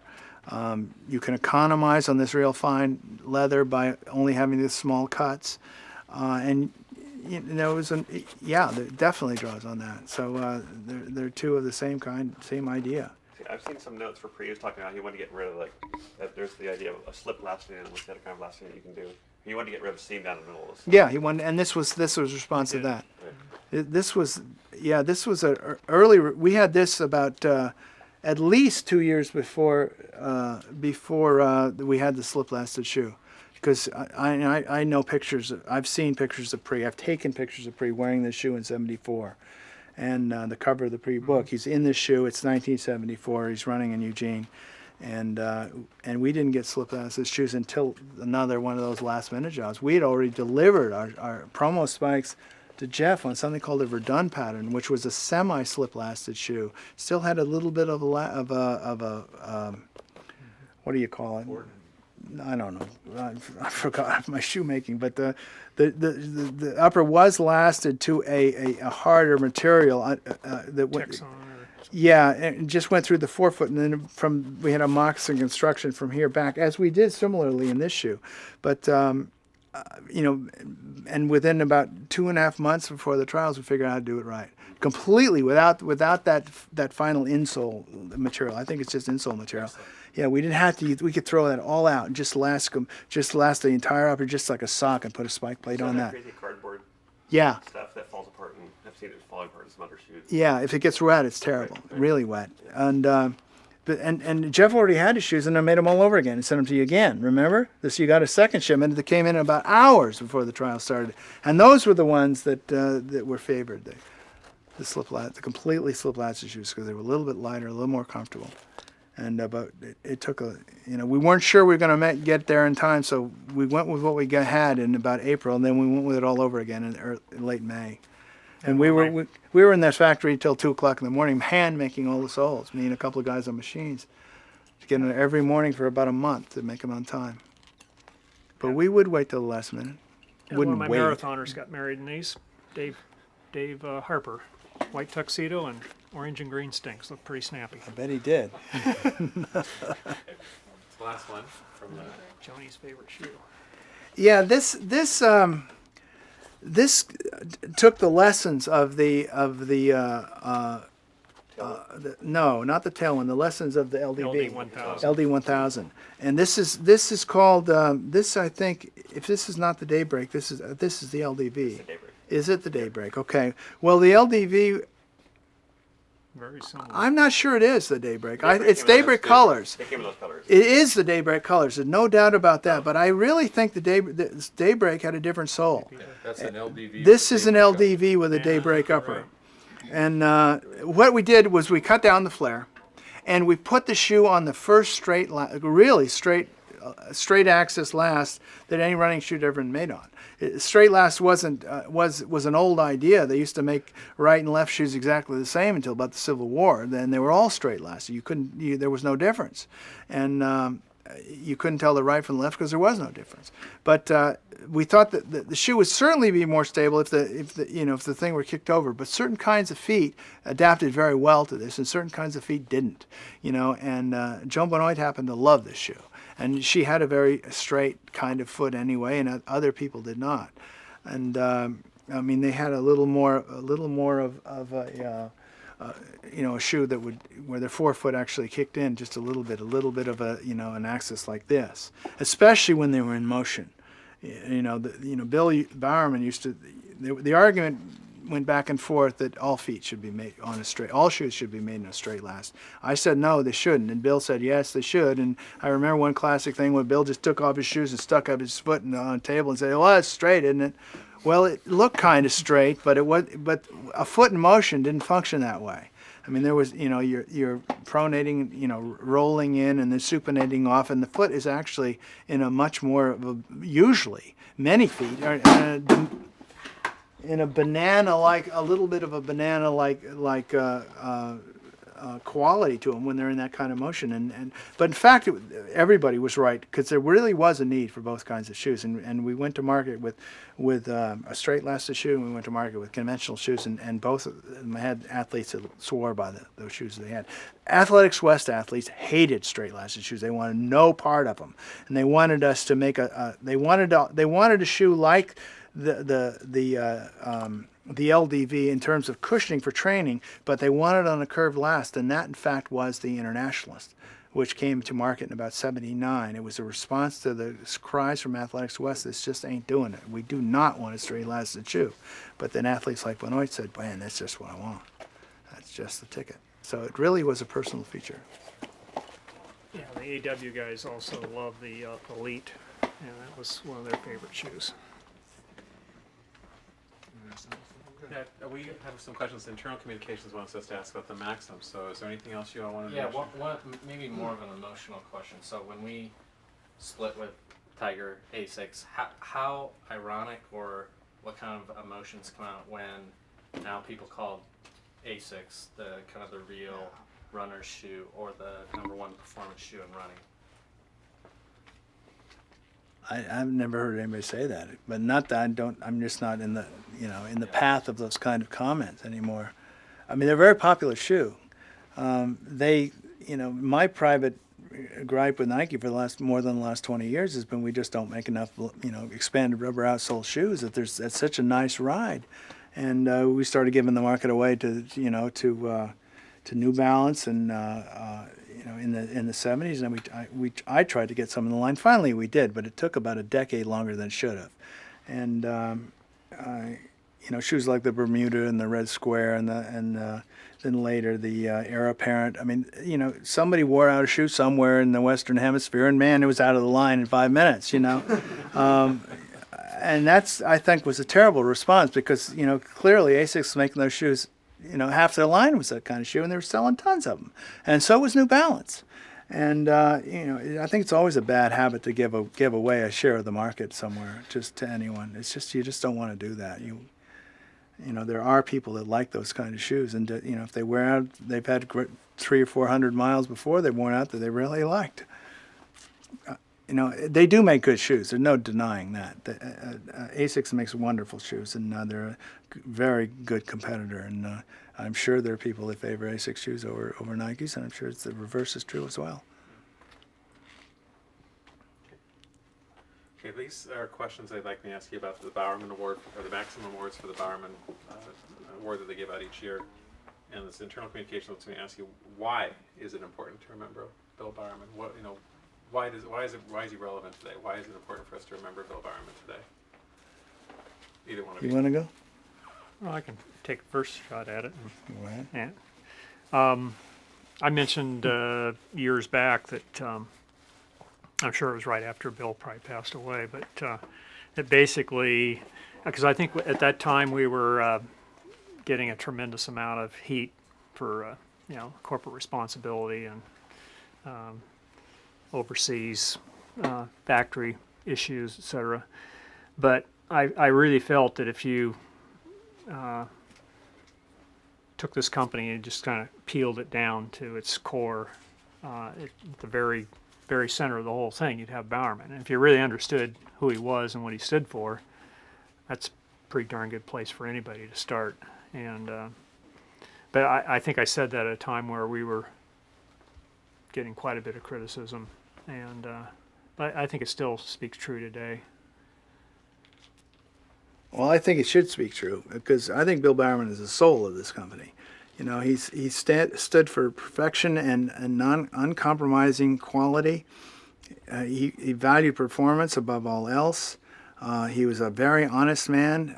Integrity was a huge part of his personality. He was a tremendous leader, inspired people he never even met. He inspired, and he inspired people, as I said this morning, who inspired other people, and Bowerman's effect. We should retain Bowerman and as long as we can. Time will cloud the message, I'm sure, and we'll change it, and it will get weaker and weaker as we go out. But I mean, what what he was to Phil Knight and what Phil Knight has been to us and what he was to Hollister and people like Jim Gorman and Waddell and other people, even if you hated his guts, what he stood for was doing it right and doing it honestly and sportsmanship and every cliche you want to throw out. But he was the real thing. There's no doubt about it. And there was no flim-flam about him. And a lot of his conflicts with Beaverton and everything else had to do when we were going off on, what will it look like? What will the market think? He didn't give a rat's ass what it looked like or what the market thought. He wanted it right. And those are the kinds of things we should never forget. Obviously we have to respond to marketing things. We have to sell shoes, but that is not the most important thing. The priority is the thing that's got to work, and we've got to know that when we go out to sell a shoe to the customer, that we're not selling the frosting, we're selling the performance. You basically answered the next 3 questions. That was very economical. Thank you. The other thing, they said, what would emulating Bowerman mean for an employee today? So how can people today be Bowerman-esque? And you kind of answered that, but maybe we can... Well, it's hard to translate Bowerman for people, I mean, if you didn't know the man, and I didn't even know him that well, but I absorbed a lot of what he had, and I met another guy that was very much like Bowerman, who coincidentally was a friend of Bowerman's, and they had great respect for each other. And one was on the East Coast. It was Bill McCurdy, who was the track coach at Harvard, and I realized recently that I spent probably no more than 2 hours with McCurdy in the late '60s, and he affected my entire life. And the way I coached years later, the way I behaved at Nike, the things I believed, and he was a man of just enormous stature and integrity, and he affected all his Harvard athletes like that. He did at Harvard what Bowerman did at Oregon, in so far as leadership and impact on people's lives were. And you can't translate that. I don't think if you weren't there. If you didn't really feel that force of that guy, it's pretty hard to, tell somebody about him. It's hard to tell people about Pre. They've never seen anything like it. If you haven't seen it, you don't get it. It's going to be hard. It really is. I wish these kinds of sessions had taken place 20 years ago with Bill. He probably wouldn't have sat still for him. But, even if you just got him running out of the room, you'd have Bowerman on tape, and people could get a feel of what he was really like. I think we'll come to regret that we didn't have that. Did you know he resigned from the board of Nike more than 30 times? Oh, yeah. I mean, you get pissed at something. The man's, it took no nonsense from anybody, including his board director peers. I mean, what? Why didn't he ever leave? Well, because he wanted to come back and be sure it was done right. It was still his baby, his and Phil's, and and he wanted to see if we'd come to our senses. He wasn't willing to let us keep messing it up. I mean, he hated us for it, but it's kind of like damn. Nelson getting fired on Friday and coming back to work on Monday. He just, creature of habit. He didn't know what else to do. No, it was more than that. It wasn't creature of habit. It was... he wanted to see people get it right. We were obviously affecting. We were a player in the market, and he just didn't want us to go off and follow the Adidas road, or what he imagined was the Adidas road of arrogance and people telling the athletes what to wear and stuff. He wanted that avenue of input to come always from the athletes and the coaches to the shoemakers, and for the shoemakers to listen and hear it clearly, and not just put their foo-fa all over it. Geoff Hollister, you ran for him, and you obviously worked with him or around him at Nike. So, what made him a great leader? Boiling it down, because there's many episodes. Boy. Well, I guess I've probably learned a lot about Bill after he's been gone, in interviews with Barbara. What Bill was great at was you never understood why he knew what he knew. He wouldn't share that with you. And when he used to accuse us when we were running for him that we, had some problems with our focus and most likely we had a girlfriend, we thought, how in the world could he possibly ever know we've got a girlfriend? What's he know about love? He's never shown any love around me, and then you find out later on he'd experienced all that. All the things that you've experienced, he'd already been through. And so his sage wisdom, which was often just a few words, you just wondered where'd that come from. But talking to Barbara, and I think we need to do some more of that. That one great story that came out in the Register Guard just a few weeks back. Boy, that said a lot. You got to get her on tape some more before it's too late. But I don't know. For me, I mean, I've actually had I've been around a couple good leaders, and I suppose there's some commonality there. Harry Johnson's one. Having started with Harry in high school and then come back in college and student coach for him, and then the involvement with Athletics West. And I saw Harry as another kind of a natural-born leader, and I think that came from his father, who was good friends with Bowerman. Was it focus? Was it his? Oh yeah, focus is a big part of it. Focus is a big part. I mean, they were both very, very focused, and no question about that. But there's other things. It is hard to put in words. I mean, it starts with I think Phil talks about remembering the first time he ever met Bowerman and saw him, and it had to do with in Bill's particular case had to do with his stature, and that doesn't mean that you can't get good leadership from somebody who happens to be small. Bill just happened to be. He actually seemed to be larger than he really was, and part of it was because his hands were so darn big, and he liked to use his hands. I mean, he'd put them on you somewhere to get his point across to you if you didn't think you were listening. And sooner or later, you were listening. But I don't know, it's very hard in just a short period of time to try to quantify it all. I think Geoff did a better job than I did in terms of just capturing it all in one line. One of the, Kenny Moore tells a story about Bowerman in his book. He tells the story of Bowerman. Bowerman was a war hero among all the other things he was.